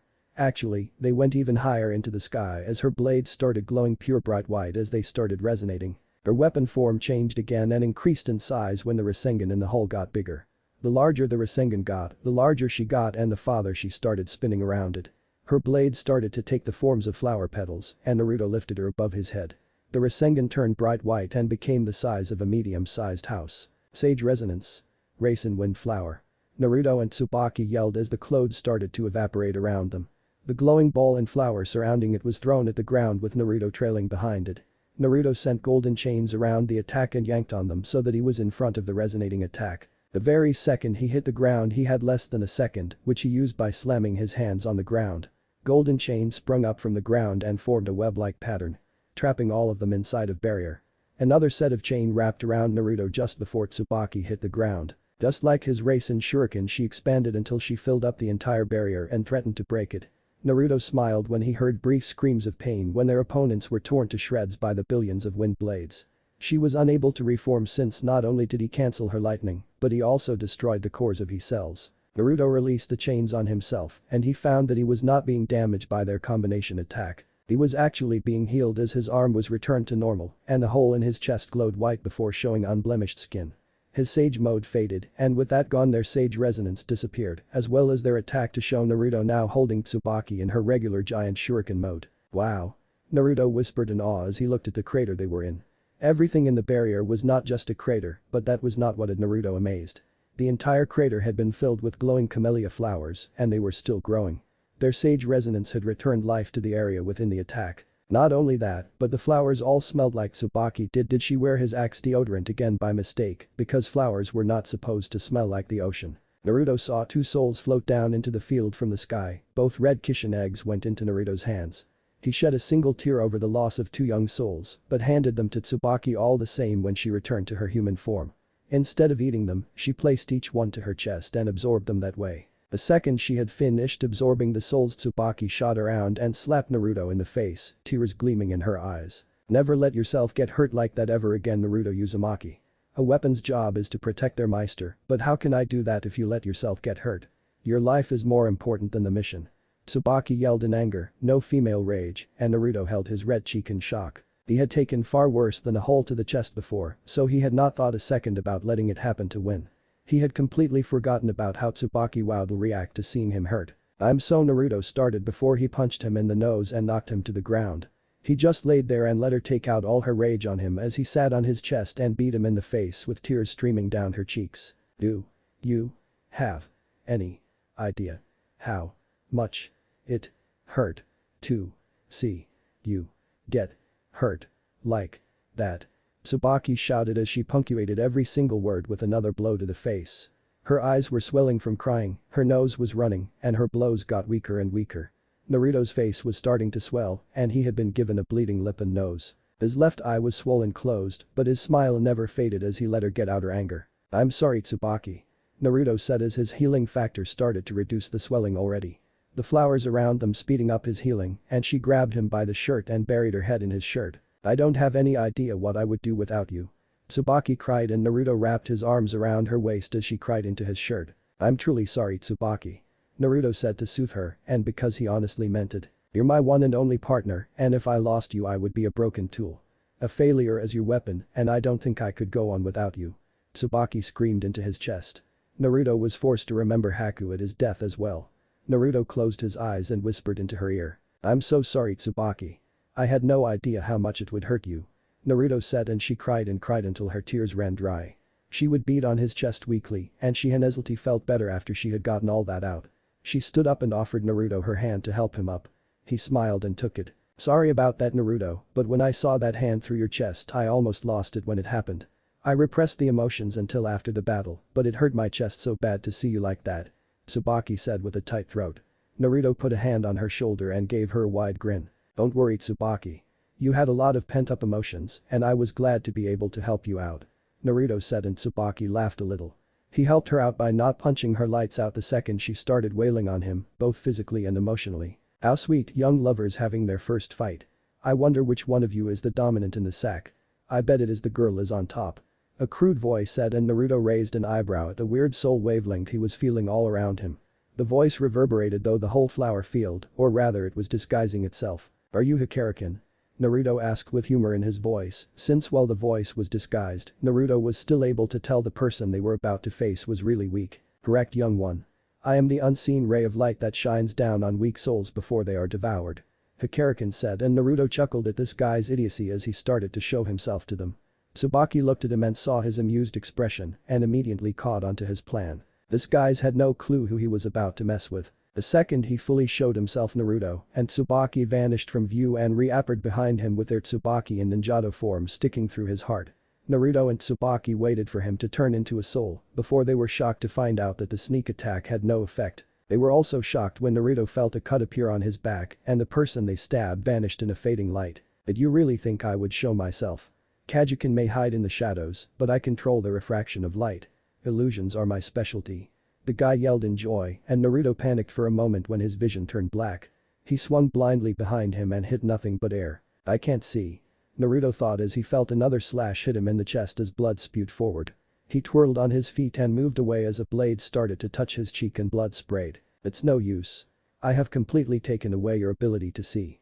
Sight is based on light refracting on an object and making contact with your pupil. All I had to do was make your pupil a reflective surface and your ability to see vanishes too. Hikariken said and Naruto swung Tsubaki at the voice but hit nothing but air. He was rewarded though with getting stabbed in the leg before he jumped back. I was sure he was right there. Naruto thought in anger before he slashed out when he heard a chuckle. All he got for his efforts were another taunting cut along his ribs, but thankfully Naruto hopped away the second it started cutting him, so the cut was lighter than it could have been. Attacking at my voice won't help you. I learned long ago to throw my voice to trick my enemies. I am not the strongest of the 7 elite for my power, but instead my brains. Only Sangasama is stronger than I am. Your fate is to lose to me and be eaten by my noble mistress. Hikariken laughed with a light tone. Naruto heard the whistling of wind and ducked under something before he swung Tsubaki in the direction where he suspected the attack came from. Ah. You might be able to throw the sound of your voice, but the sound of your weapon swinging can't be faked. Naruto said with a cocky grin towards the smell of the blood. Naruto jumped into action and charged forward to the smell, and he ducked again when he heard a whistling sound of steel going through air. The sound of flowers crunching warned him that his opponent was on the move again. The flower sounds moved to his left side and he swung Tsubaki when they got any closer. Ching, you're good brat, but nowhere near my level of brain power. Taste this. Hikariken said and Naruto held something warm burn through part of his shirt without a sound. He tossed his shirt off when it caught fire and his eyes narrowed even though he still could not see. Naruto could smell that he had not moved, so charging forward again he ran headfirst into something that shot him back. Naruto. Are you okay? Tsubaki asked and Naruto nodded. Ha. Did you think all I could do with the light was refracted? By concentrating light I can make it burn through clothes and flesh easily. In fact Hikariken said and Naruto could not longer smell him once his nostrils started to smell smoke and not long after the roaring of a flame was heard. Naruto glared in his last known direction when he realized this guy had said all the flowers flame to take away the smell and hearing advantage Naruto had. Naruto gripped Tsubaki tightly and made the hand sign for his favorite jutsu. Shadow clone jutsu. Naruto yelled as a few clones popped out and they grinned before they were immediately popped by the flames under them. They did not have Naruto's protection against fire, but Naruto blinked when the memories hit him. His clones still had their vision and they had seen the guy challenging them. The man was old, very old, and he wore all white clothes that covered nearly all his body.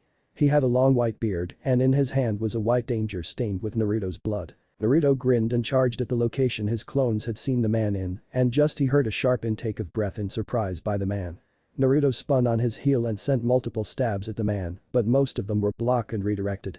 Each collision only gave Naruto more information about his location and by this time Naruto's pants had been reduced to shorts. The skin of his legs started to turn more red as he walked across the flames to attack the man. The Hikariken jumped back and Naruto quickly made another clone, which popped and gave him the location of the man again. Tsubaki. Chain sai the mode. Naruto yelled quickly and he felt both his hands gain a smaller sai than them. He charged the man again and this time Naruto was sure that he was giving the man cuts along his body. He felt heat gathering at his chest and crossed Tsubaki's blades over it and the light went right back at the man. He screamed in pain and Naruto took his chance to slam his foot on the ground and sent Chain out with the heel of his foot.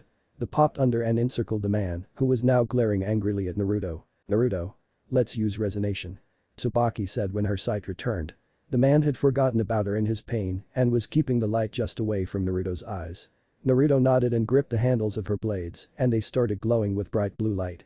He could not see it, but he knew that each blade was now in the shape of the witch hunter. Naruto moved his left hand to her chain and started to swing her around, so fact her left blade looked like a full moon. The man panicked and Naruto felt his sight return to him and he sent the man a victory look. Throwing Tsubaki at the man a grand total of 8 times by her chain and pulling her back she landed back in his hand.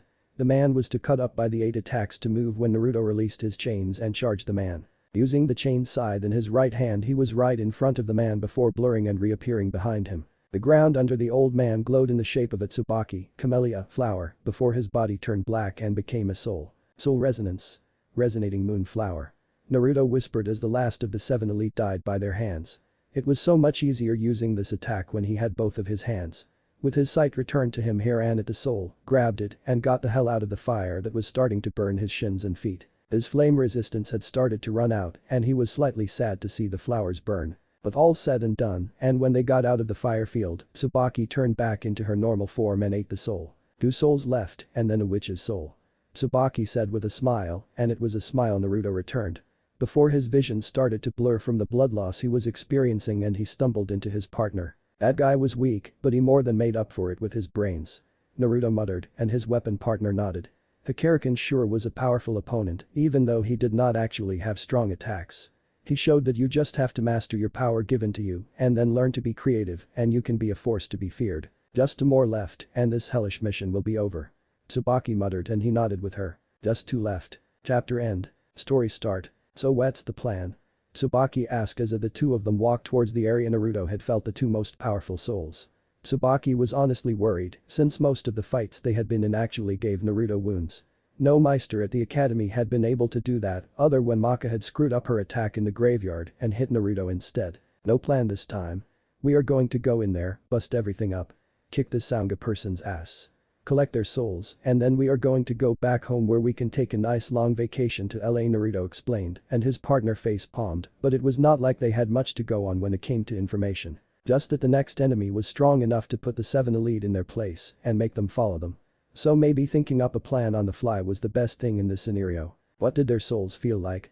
Tsubaki had to ask with a curious expression and Naruto scowled for a moment. That had her worried since Naruto rarely scowled over what somebody's soul looked like. One of them had the wavelength of both a Meister and a witch that used desire for discretion and chaos. The other though is the one that has me worried. I felt such darkness coming from the other soul.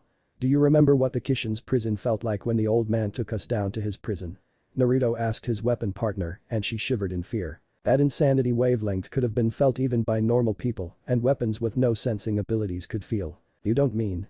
Tsubaki said but sighed in relief when Naruto shook his head. This wavelength has insanity to it but not the same kind as the Kishin does. While his was filled with fear, this one gives of a more dead feeling to it. This one is much more evil than the Kishin's but not as powerful. Naruto explained to his fearful partner and by this time the 2 of them had gotten to the outside of a warehouse. What form should I take? Tsubaki questioned and Naruto stopped and thought about it. This was going to be their hardest battle yet and they needed to be unpredictable. An idea came to his mind and he looked at Tsubaki with a blush. He looked around and leaned into her ear and whispered something that made her turn bright red as well. In the warehouse. Margaret, they are here. Sangha said with a spiked grin that spread to her partner. Sangha hopped off of the pile of bodies she was on top of and looked at her taller partner as they stood side by side. Gotcha Sangha-chan. The older girl chirped before they both jumped in surprise when the door to the warehouse was knocked off its hinges and sent flying to the other side of the room.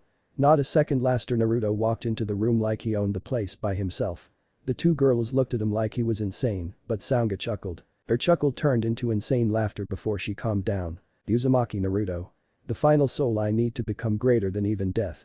Such insanity makes you the most worthy soul I will ever eat. You have guts coming here all by yourself or did your partner chicken out and abandon you? Sangha barked out with insanity deep within her soul, showing as plain as day. Margaret looked at him with a blush before her face gained a deranged look on it. Not before I fuck him you aren't eating him. I want his cute children popping out of me. Margaret said lewdly with a sensual lick of her bottom lip. Naruto blushed and shivered as the need to take a cold shower passed over him. He felt dirty looking at her and that depraved smile of her told him he would not want to even think of having sex with her. You can rape his dying body for all I can as long as I get that soul of his.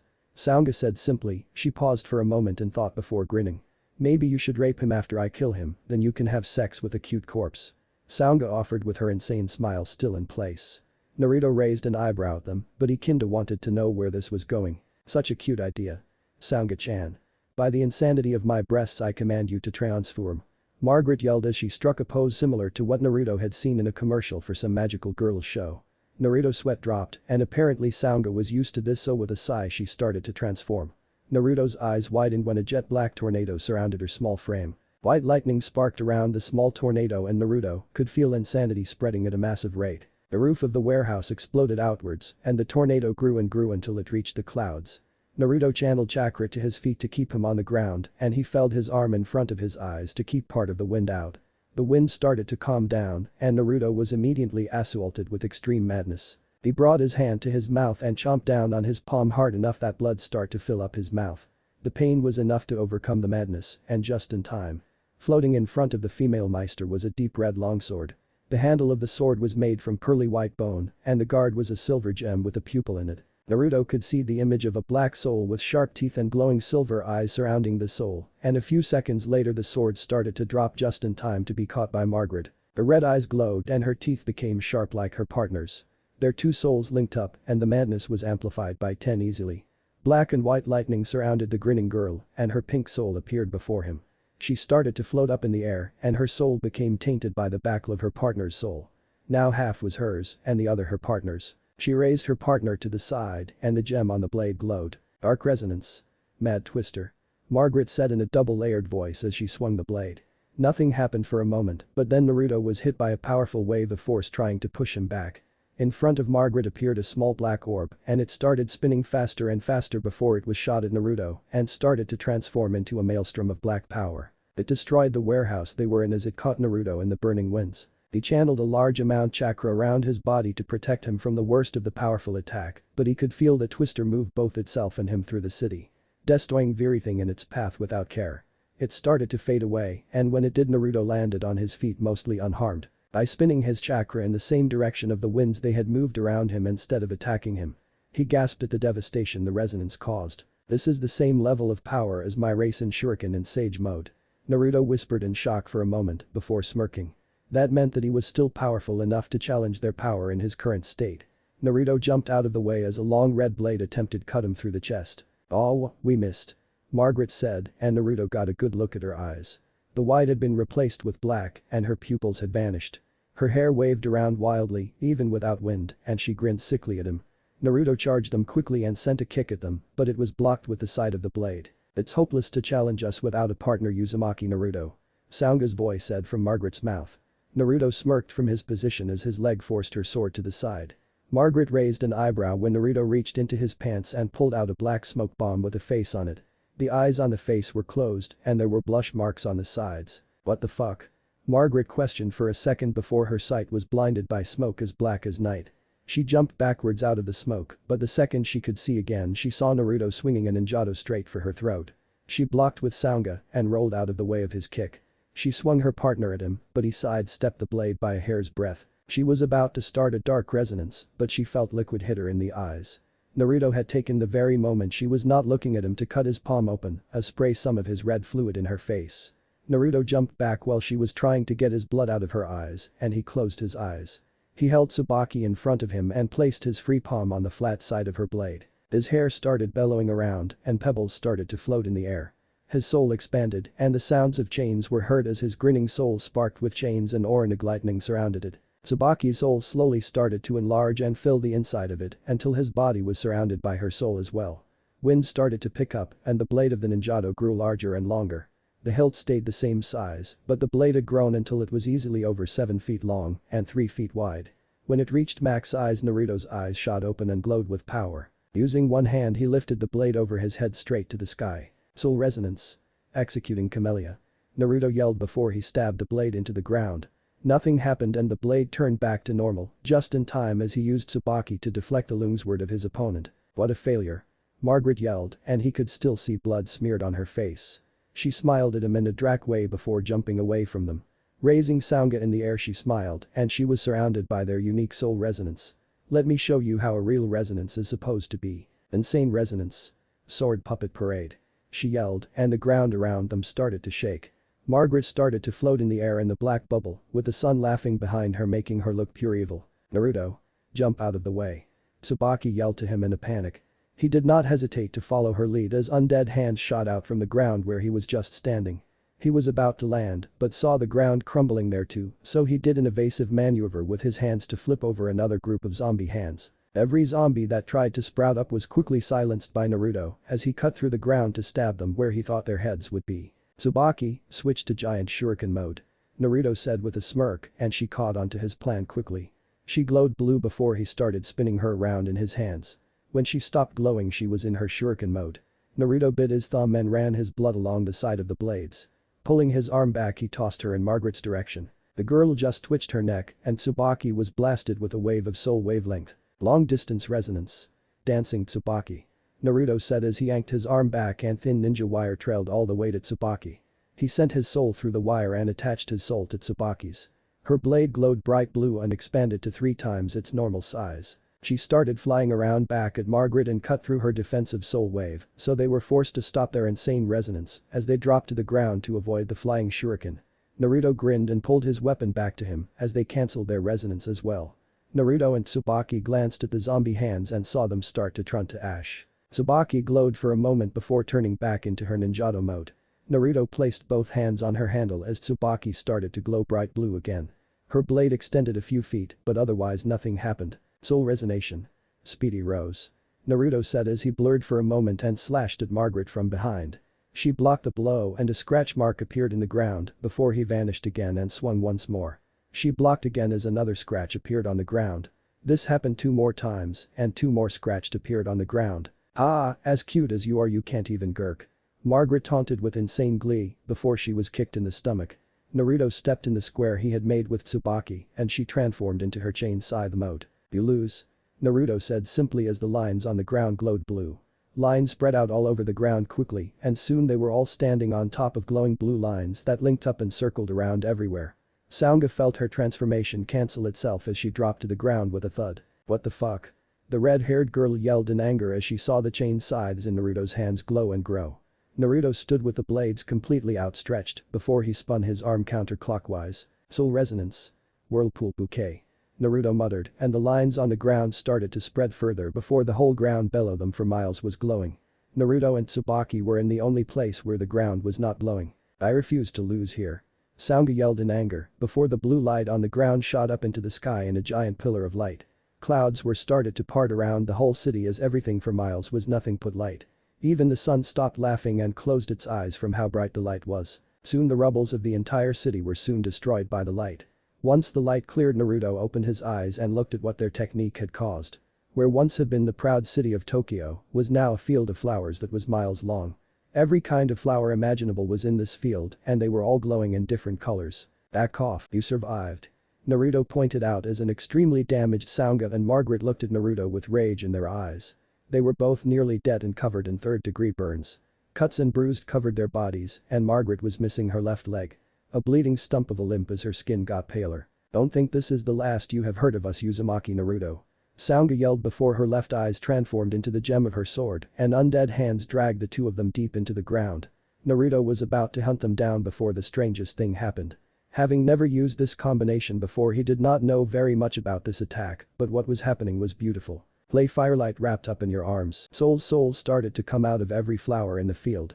Every single soul that Saunga had ever eaten was being released and going into the afterlife. "Thank you, out hero." Naruto closed his eyes as a warm breeze touched his body and the whispered thanks of all the souls he had released today came past his ears. "Thanks mister." Naruto shed tears for every young voice he heard. The voices of little boys and girls swept over his ears as they ascended to the afterlife. Warmth filled his being as the souls started to take ghostly form over every flower. The flowers glowed brighter and when Naruto opened his eyes, his tears increased in amount when he saw all the smiling faces of the people he saved from becoming part of the new Kishin. Hero of souls. Naruto swayed on his feet as he was hit with a tired feeling he had rarely ever felt. That attack had drained all of his chakra from him and most of his soul wavelength. He fell backwards with a smile as saw the souls drift into the sky. He expected to hit the ground, but he felt somebody catch him. Looking up he saw Tsubaki smiling down at him as she let him rest his head on her lap. For a second Tsubaki was replaced with Hinata before he blinked and she was Tsubaki again. "Thanks a lot sir." Eternally grateful. Slowly flowers started to lose their light as the souls they had been born from went vanished. Families held hands as they vanished and lovers kissed one last time before going on. "You did a great job Naruto." Tsubaki said as tears fell from her eyes and landed on his face. They watched together for a while and Naruto smiled despite the tears streaming down his face and as his vision started to fade he could have sworn he felt something press against his lips. Then a voice whisper in his ear. "I will never leave your side Naruto because nothing can separate us. You are my most important person, I love you." But that Naruto had fallen completely asleep from this draining experience. His smile never breaking even in his sleep. He had done a good job. Chapter end. Story start. I still can't believe I finally confessed. Sure, he had passed out after the kiss, but I was still able to say my feelings out loud. Tsubaki thought once again for the who knows how many times this week. The second Naruto had passed out in the field of flowers and after she had confessed Tsubaki had contacted death through their mirror and asked him to send them a ride to pick them up. Death had told her the mission was a success as long as they captured the Kishin eggs, and since the Sangha was no longer a Kishin egg having lost all her souls, she was now deemed a minor threat again. The fact her partner no longer had both legs also made her much less of a threat than before. The wounds they had been given would take a long time to heal up anyway, so they guessed that they had a month of two before they started regaining strength. Though Naruto had yet to be allowed to leave the nurse's office since they had got back. Mostly because his body was still recovering from both blood loss and extreme stress. Even Sol had been allowed to leave the hospital a few days after he was injured of his and Maka's last mission. Tsubaki was interrupted by her thought when she heard a gasp from behind her. Turning around, she was face to face with Death the Kid. "You're the Dark Arms Tsubaki. Does that mean that Naruto-sama has finally come back to the academy?" Kid asked in a fashion Tsubaki had only seen from some of Naruto's many fangirls. Liz and Patty stood behind Kid looking happy to be at the school for whatever reason. "Whiskers is back. Ah haha." Patty laughed with a large grin and her twin just smiled. Now they could finally stop listening to Kid go on and on about how it was unfair that he had missed meeting the perfect person. Kid on the other hand turned around and looked at Patty with an annoyed expression. "Damn it, Patty. Show some respect when addressing father's top agent." The young Death yelled as he stomped his foot a few times as if making a point. Tsubaki backed away a little, but Kid turned around and gave her sparkling eyes. "Is he here?" Kid asked with fervor in his voice. Tsubaki knew Naruto was going to be mad at him for telling this, but she could not say no to such a weird face. "We had a hard battle, so he is resting at the nurse's office. He is getting out today," but Tsubaki started before she saw that Kid was no longer listening to her. She sweat dropped when she heard them running with Kid yelling something. "Liz, Patty. We need to buy 8 bouquets of sunflowers." Death the Kid yelled with a laughing partner and sighing one being dragged behind him. He was feeling bored and the last time I checked on his he was about to start singing. Tsubaki finished even though she knew they could not hear her. She sighed and started walking back to the nurse's office at a sedate pace. She stopped just outside the nurse's office when she got there and the sounds of Naruto singing could be heard through the door. Maka and Sol were outside the door with their ears pressed to the wall. Eyes wide at the amazing singing voice whoever was in the room had. Tetsu Sol started, but Maka smacked him in the back of the head while putting a finger to her lips. Silently telling him to shut up as the words of the sweet music could finally be heard. Play Naruto ending one wind, full. Tsubaki held back the little feelings of jealousy at the fact Naruto had a better singing voice than her, but that easily faded away when the lyrics reached her soul. His voice was actually making her feel stronger, and unknown to her at this time, she had gained the toad markings above her eyes as she listened to the sweet music. Though one thing she could feel was that Naruto was singing while in sage mode. The melodious tune of his voice sent shivers through the bodies of every person that heard his music. She had never heard Naruto sing before now, and she could see why. Naruto had the most beautiful singing voice she had heard before. His music resonated with her very soul, and apparently hers was not the only soul he was resonating with. Everything living in the hearing distance of his voice gained sage markings around their eyes as well. The calming effects of sage mode were slowly spreading to everyone as they sat on the floor near the door and relaxed into the music. Every word he spoke sent another wave of calming wavelength through hearing distance. Tsubaki smiled as she slumped with her back to the wall. This song described Naruto so well it was scary, but she continued to listen to the music with all her attention. "This voice is so pretty." Maka whispered as she felt her mind go blank. Everything but this music was wiped from her mind, and Sol next to was no different. Being a music lover from a large family of musicians, he had a special love for music, and this was not music, it was art. "This is so cool." Sol muttered with a grin, and Tsubaki could not help but agree with him. "Waiting is wasting, for people like me." Naruto, Tsubaki thought with a smile at how true those words were. She was so into the music that she hardly noticed Kid and his partners stop by the room with arms full of sunflower bouquets. "How marvelous." Kid said with a small smile, and Patty was starting to relax into the music first out of the three of them. She rocked her body back and forth as the words got louder or softer. "Don't try to look so wise, don't cry cause you're so right, don't dry with fakes or fars cause you will hate yourself in the end." The second the music stopped, the sage marks vanished from everyone's eyes and they suddenly felt sad that the music had finished. Then the sounds of fighting could be heard and glass shattering. "Damn it, Black Star, don't come in through the window like that." They could hear Naruto's voice yell, and there were groans of pain they assumed were coming from Black Star. "I was just trying to cheer you up, man." Black Star mumbled, while those outside of the room chuckled at the pain groan he was talking with. "Cheer up and giving me a heart attack are two different things, Dumbus." Naruto yelled, and they all had to jump out of the way as Black Star was blasted through the door by an annoyed Naruto. The second Kid saw Naruto, he went total fanboy mode and ran into Naruto's personal space. Completely forgetting the flowers he had brought in favor of measuring the whisker marks on Naruto's cheeks. The perfect amount of spacing between each whisker and the deepness of each on is the exact same as well as the length of them all. Kid nearly squealed in joy and ran his hands over Naruto's shoulders.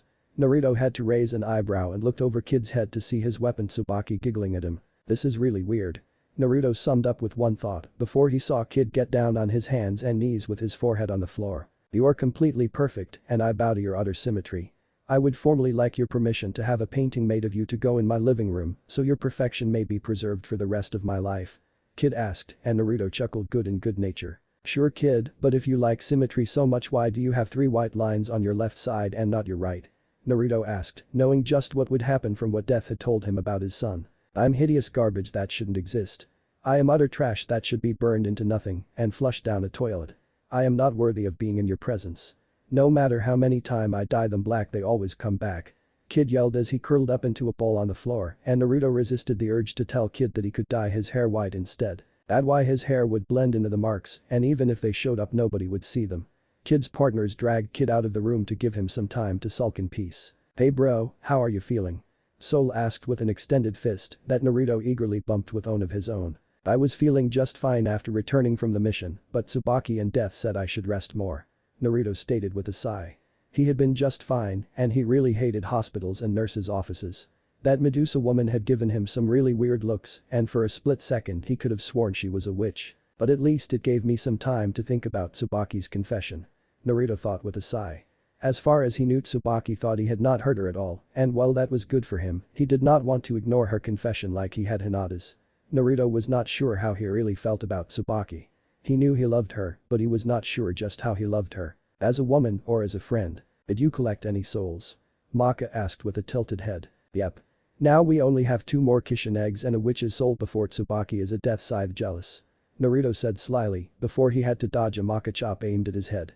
Maka was blushing at the reminder that she and Soul had all of their souls taken from them by Death because of their mistake. So not cool dude. Soul pointed out with a frown, but that was mostly just so Maka did not aim at him next. Wow, what happened here? A voice came from the doorway and Stein walked into the office he rolled in on his spinning chair. What do you want Bolthead? Naruto asked with a raised eyebrow and Stein gave him a weird look before Stein chuckled. I was just coming to tell you to suit up for a mission. Lord Death wishes to speak with you Stein started before being interrupted by Naruto. Finally. Being stuck in this room made me realize how much I like going on missions. Naruto yelled. Tsubaki had to chuckle at him while shaking her head. Only her Meister. Chapter end. Story start. Wazip. How is your recovery going? You ready for a brand new mission? Death asked in his usual cartoonish voice. Naruto rolled his eyes and sat down in the only chair in the room. Tsubaki sighed and stood next to him but kept an eye on Naruto. There was no telling what he would do if Death started cracking jokes. Hit us up with a mission old man and make it snappy. I am itching for some action right about now. Naruto said with a large grin. Death could not help but agree with Naruto, who had been trapped inside a nurse's office all week, that he needed a mission. Before I give you the mission I was wondering something about your last mission. Death said to the 2 of them. Naruto rose an eyebrow while Tsubaki sighed. She could guess what this was going to be about. Shoot old man. The shinobi said to the incarnation of Death as easily as breathing. Tokyo had been destroyed in your last mission and replaced with a field of flowers. How did that happen from one attack? Death asked his opposite. So far Naruto had proven to be everything Death was not. Where the Shinigami could only take the lives of others, Naruto had been able to remake live itself. At this rate Naruto would become a god of life and that was both great and bad for Death. The Whirlpool Bouquet is actually a 3-part attack that starts by me and Tsubaki using ninjato modes executing Camellia and sending a large amount of power through the ground safely. Once the power leaves Tsubaki and fully goes into the ground it starts to spread out and absorb nature energy into the ground. The more energy I push through Tsubaki the farther the range goes. Naruto started with a smile. The first stage of their current most powerful attack was the most confusing and most people did not understand it. Anyway, once it has spread out to its limit stage 2 must be done by Tsubaki and I using speedy rows and marking the ground. The area we mark will be unaffected by the final part of the attack. Naruto explained and he could see that Death was confused. How does all this create the flowers and destroy the city at the same time? Death asked and the grin on Naruto's face was as bright as the sun. Normally the energy in the ground would just dissipate after a while, but that is where the final stage of the Whirlpool Bouquet comes in. Tsubaki turns into her chain scythe mode and we start resonating with not only each other but also the energy in the ground. I hold her to my sides and spin both blades at the same speed. The energy in the ground will start spinning as the restriction lines form on the ground. Once the energy all comes to the surface and the ground completely glows, it will shot high up in the sky. Everything in between the ground and the sky will be destroyed by the combined energies of my soul, my chakra, and the nature energy that was absorbed. The fact that Saunga and Margaret were not completely evaporated by the attack means they must have had a trick to escape destruction. Naruto complimented the duo they had fought, even though he would never tell them it when they met again. What about the souls being stolen from the Kishin egg and the flowers? Death asked, and Tsubaki looked at Naruto curiously as well. That is actually the side effect of my special power combining with my soul and being magnified by Tsubaki while touching nature energy. Now, normally each of my powers can only cause destruction, but when they all combine and touch the ground, live will be born. There is also a very strong purifying power that purges Kishin eggs of all the souls they have eaten. Each soul will be then purified of their crimes and sent to the afterlife. Naruto explained with a scratch of his head. The fact the life born took the form of flowers was just a coincidence to Tsubaki's name. That in flowers were the purest form of plant life. What is your maximum range for this attack? Death asked with some fear. I don't really know, but the smallest range I could make completely covered Tokyo. That, and the attack will continue to drain my power until it is finished or I hit a certain point. Naruto said, and Death just had to shiver. That was not an attack that could be used when there were others around. Anyway, your mission concerns the Demon Blade Masamune. He is becoming very close to reaching Kishin status. He must be stopped soon, or he will reach that status in a month. Death stated without any emotions that normally were heard in his cartoonish voice. Tsubaki looked more serious than Naruto had ever seen her when Death mentioned the name Masamune. Lord Death. I, Demon Blade Masamune's younger sister, will stop him with my own hands. Tsubaki said, a hard look in her eyes that stopped Naruto from even attempting to talk her out of this. Standing up, Naruto put his hand on her shoulder, causing her to look at his smiling face. Not alone, you aren't. I, Naruto Uzumaki, will help you put your brother to peace. I promise to you that as your meister and friend. Naruto said kindly, and she put her hand over his. She smiled brightly at him and nodded. Nothing could stand in their way. 2 hours later, that does it. Naruto yelled as he jumped up from his seat on the plane and turned around to look at the kid kicking his seat. Naruto, calm down, this is just a kid. Tsubaki said as she pulled on his arm in a panic. Hell no. I am not going to yell at him, his mother is the problem here. Listen here, you stupid bitch. Don't think I did not see you ignoring what your child was doing. You need to teach this stupid brat not to annoy people that can throw him and you out of this plane without a care. If he kicks my seat one more time, I am going to flip that dress of yours and bend you over my knee and paddle your moronic ass into next year. Naruto yelled. Anger burned in his eyes and the mother of the child was cowering under his gaze.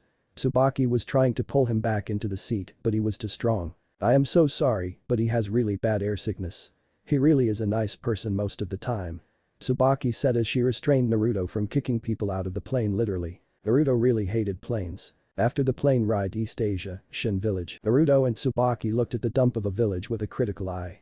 There was something very strange about the town, not only did it feel sad, but they could not feel the presence of the Masamune just yet. Tsubaki, how does your brother fight? Naruto asked, since it was obvious they did not have much to worry about yet.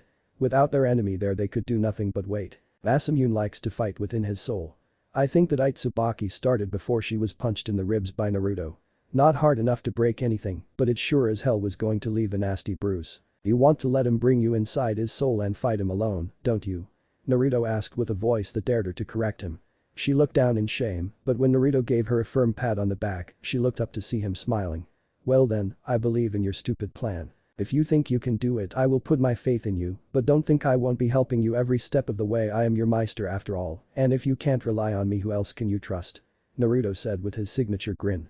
The very same one he got from his mother. Thank you, Naruto. Tsubaki said, and Naruto nodded before his face lowered into a scowl. He just felt a dark soul enter his sensing range, just outside the village. He just entered the village, and he is head close by us at this rate. If we stay here, he will do the work coming to us.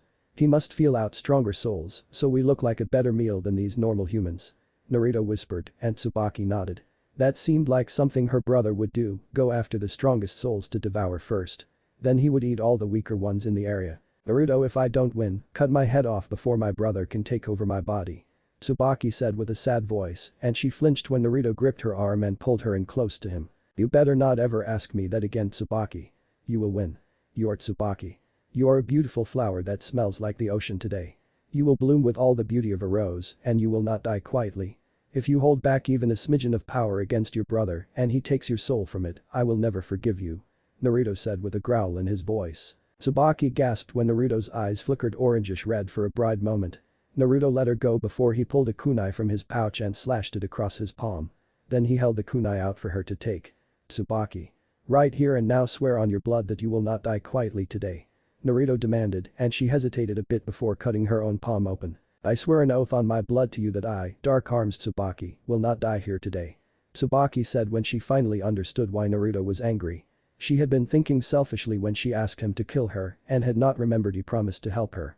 She was asking him to spit on his promise to her by killing her if she failed. "I swear an oath on my blood to you that I, Naruto Uzumaki, will confess how I feel about Tsubaki Nakatsukasa when she wins her fight today," Naruto said without thinking, and both their eyes widened. Tsubaki blushed and Naruto scratched his cheek. The serious moment was completely ruined by his statement. "You have feelings for me?"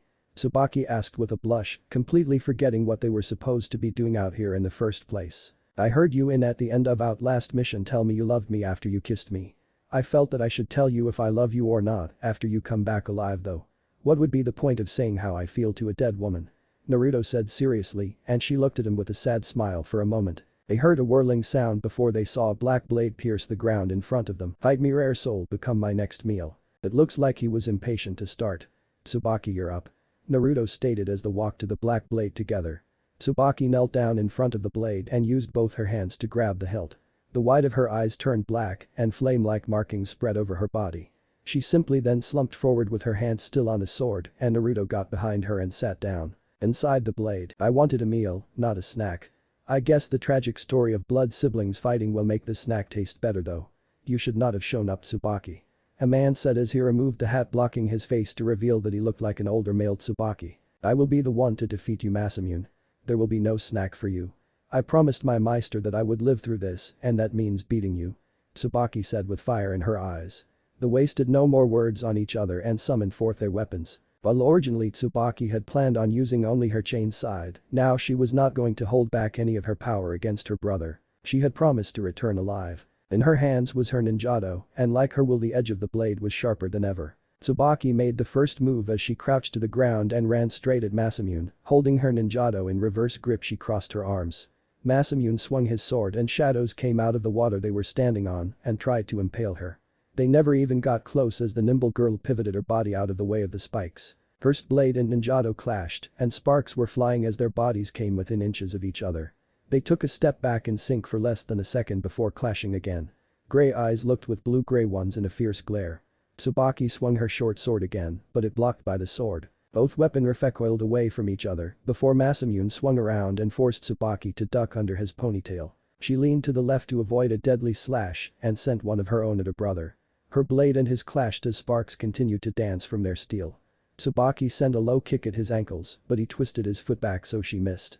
He gave a swipe at her neck with his sword, but she leaned forward and the blade sailed over her head. Swiping upward she gave him a thin cut on the chest before he jumped back to avoid worse damage. "You are a worthless flower, Tsubaki, and you will lose." Masamune yelled as dozens of shadows erupted from the water under him and raced at her. Sharpened spears of shadow ready to rip her to shreds. "Don't call my partner worthless, Naruto," Tsubaki thought in shock as orange-clawed hands came from the water and destroyed the shadows before they could reach her. Once the shadows had vanished completely, the hands that had helped her sank back into the water. The ninjato in her hands faded away before she spun around, and once she completed her spin her giant shuriken appeared in her hands and sailed at her brother. "Let's dance, elder brother," Tsubaki said in confidence and ran at her own shuriken. Her smoke boom in her hands. She threw it at the shuriken and both her and the shuriken were enveloped in smoke. The giant shuriken came out of the smoke first while her brother narrowly dodged it. Only for another one to come out of the smoke after it. "What?" he yelled in confusion and he looked behind him to see Tsubaki in mid-jump with both her chain scythes in her hands. He jumped out of the way of her attack and the shuriken, but she landed quickly and caught the shuriken using her ankle boo the ring. Spinning her body the shuriken was redirect and flew faster than before at her brother. "I have gotten strong, brother. I am no worthless flower," Tsubaki yelled as he dodged the shuriken again, only now he was forced to duck under the chain scythe she threw next. He is about to charge her before she yanked her arm back and the sound of cutting wind alerted him to the fact the shuriken and the chain scythe were mere inches from his face. Just enough time for him to dodge, but not before he received a deep cut on his cheek that gushed blood. "You are scentless, Tsubaki, and will die alone," Masamune shouted in anger at her defiance of what he believed her to be. Shadows jumped from the water again, and Tsubaki jumped high in the air. As she fell she got a scrape of 2 from the shadows, but had managed to move her body to dodge most of them. Her chain scythe from her hands vanished as well as the shuriken. She reached under the water and ran at him with her hand under the tides. He swung his sword when she was close to him, but she pulled her hand out of the water to block his sword with another smoke bomb for a split second before their vision was clouded by smoke. Masamune felt a blade pierce his side, and he jumped out of the way as it nearly ripped open his stomach. Tsubaki came out of the smoke after him with her ninjato in her hands, but it vanished, and to replace it was a larger than average steel hammer. It was very much like the one Iwakin had used, but the handle was jet black with yellow markings. The hammer itself had the kanji for earth on both sides. What the hell? Masamune yelled in shock at the new weapon he had never seen in their clan before. He saw his own blade chip after blocking a hit from the hammer, and he was about to swing at her again, but the hammer vanished from her hands and was replaced with a small battle fan. The whole fan was light green in color, except for the center that had the kanji for wind in black. She swung the fan upwards, and a gust of wind blew Masamune into the red sky. The fan disappeared and was once replaced once more. This time boxing gloves appeared on Tsubaki's hands as she jumped up into the sky after him. They were pitch black with the kanji for fire in red on each one. The gloves caught fire, and the flames themselves were deep red in color. Once she was level with him she punched him in the jaw, and he was instantly burned by the flame to the point that he had semi-charred skin. He soared down to the water, and Tsubaki switched weapons once more. Now in the hands was a long staff that was blue in color. At one end of the staff was small golden ball with the kanji for water on it in black, and at the other end was a metal stud to even the weight out. She swung the staff, and the water brother was falling towards shot up and propelled him into the sky. Once he got near her again she switched weapons again back to the hammer, and when she swung it, she knocked a few of his teeth out as sent him right back down to the water. She herself started to fall down, and the second she landed on top of the water she changed weapons to her ninjato. The two siblings ran at each other and clashed blades once more. Sparks flew off their metal, and Tsubaki moved in his guard and elbowed him in the throat. Kicking him in the knee he was forced to kneel down some as she sucker punched him in the jaw. Spinning around she hopped in the air after him and kicked him in the ribs. He skidded across the water, and when he stopped moving he tried to see where she was for a moment. A shadow descended from above, and he looked up in shock to see Tsubaki about to impale him with her chain scythes. He quickly struck out and cut her across the chest, but she had twisted so that it went from fatal to non-fatal. She slammed the heel of her shoe into the side of his head, and he was skidding again. Don't try and change your destiny as a scentless flower, Tsubaki. You are to die without anyone seeing who you are. Accepted. Masamune yelled in slight fear at how much she was overpowering him. Tsubaki ignored his words and ran at him again as her chain scythe turned into the fan again. She swung it at the ground and she herself was sent flying over her brother, and mid-air she summoned her chain scythe. The chain of her weapon caught her brother by the neck as she flew over him, and he gagged as he was dragged into the air before being slammed into the ground when she landed. He held his throat in pain, but flipped up to his feet to avoid getting his head smashed by Tsubaki holding a hammer. Shadows wrapped around Tsubaki's wrists, and as more shadows attempted to jump from the water, the same golden-orange hands from earlier stopped them and forced the ones holding Tsubaki to release her. Tsubaki grew more confident and charged her brother again with her ninjato in hand, and just before their weapons clashed, Tsubaki switched the ninjato out for her gloves of flame. Igniting her fist she punched him quickly in the gut, then chest, and finally in the shoulder, as he was forced to drop his sword finally. I have a scent, brother, and I am a beautiful flower. Tsubaki yelled as she swung her fists down at him, but jumped to the right to get out of the way of the uppercut he tried to nail her with. No, you are not. You have always been worthless, and you always will be. I became what I am today because of you. Masamune yelled, but he was lifted off his feet when she kicked him in the chest. He landed on his back a few feet away and spun around on the ground into a crowning position. Shooting off at a good speed he reached his blade in no time and then brought it up to block a strike from Tsubaki with her current staff. She jerked the staff up as water launched him up in the air, and Tsubaki started to twirl the staff between her hands and around her body as a dragon made of water formed next to her and shot at her brother. It tore through his light armor, and a large bleeding gash appeared on ribs. Changing her weapons again, Tsubaki jumped backwards with a hammer in her hand, and with a mighty swing, she threw the hammer down into the water. Not a second later, spike of earth shot up from the tides below them and flew at her brother. He danced around the slower projectiles, and as he dodged the last one he saw Tsubaki had vanished again. He felt a hand grab his ankle from the water, and there was Tsubaki with her smoke bomb in her hand. It went off and the water got murky to the point he could no longer even see his own foot under the water. She was fighting far above her usual level right now because one thing. She had a promise to fulfill. She was stronger than she ever was because she had told Naruto she would not hold back. She was powerful because Naruto had faith in her and she could feel him giving her strength through his feelings. Nobody had ever believed in her like Naruto did. She would not let him down by losing today. When she shot out of the water, Tsubaki was holding her ninjato in her teeth, the new hammer in her left hand, new staff in her right, and on her fists were her new bows and gloves now lit on fire again. She charged at her brother and she spun her body while running. Rocks, fire, and water jumped out from random places as her brother was hurled around by rocks, ripped by the water, and his wounds burned close by fire. Naruto believes in you, human, don't lose. Tsubaki had never heard this deep and menacing voice before, but at the mention of Naruto, she charged at her brother one last time, with only her ninjato in her hands. Her brother charged as well with his sword back in hand, and in a blur they had moved so fast that they crossed each other. Tsubaki and Masamune were facing back to back, but there was a major difference. Tsubaki had Masamune's blade through her heart. Blood leaked from Tsubaki's mouth, and she smiled dimly. I tried my hardest and I won. Tsubaki said as her brother's body started to vanish. His soul stood in front of her as it was absorbed into her body along with the sword. You smell beautiful, little sister. Tsubaki smiled as she started to fall backwards before she felt herself land on top of a giant orange furred hand. She glanced up and she saw something that shocked her. Above her was a giant fox with 9 tails. That world around them started to shift into a pure white nothingness and she marveled at how the world changed. Before she could do anything or thank the fox, she was forcefully ejected from the white space and the next thing she knew she was being hugged by Naruto. You did amazing, Tsubaki. Naruto said with a smile as he leaned into her ear and as his lip gently came in contact with her skin, she felt his hot breath whisper something. I love you too, Tsubaki. She passed out blushing with a smile on her face. He returned her feelings. Chapter end. What if Naruto was sent to Soul Eater? Thanks for watching my video till the end. If you enjoy this content, then do consider subscribing to my channel and leave a like if you guys need the next part, comment down, and thanks for watching the video and see you guys in the next video.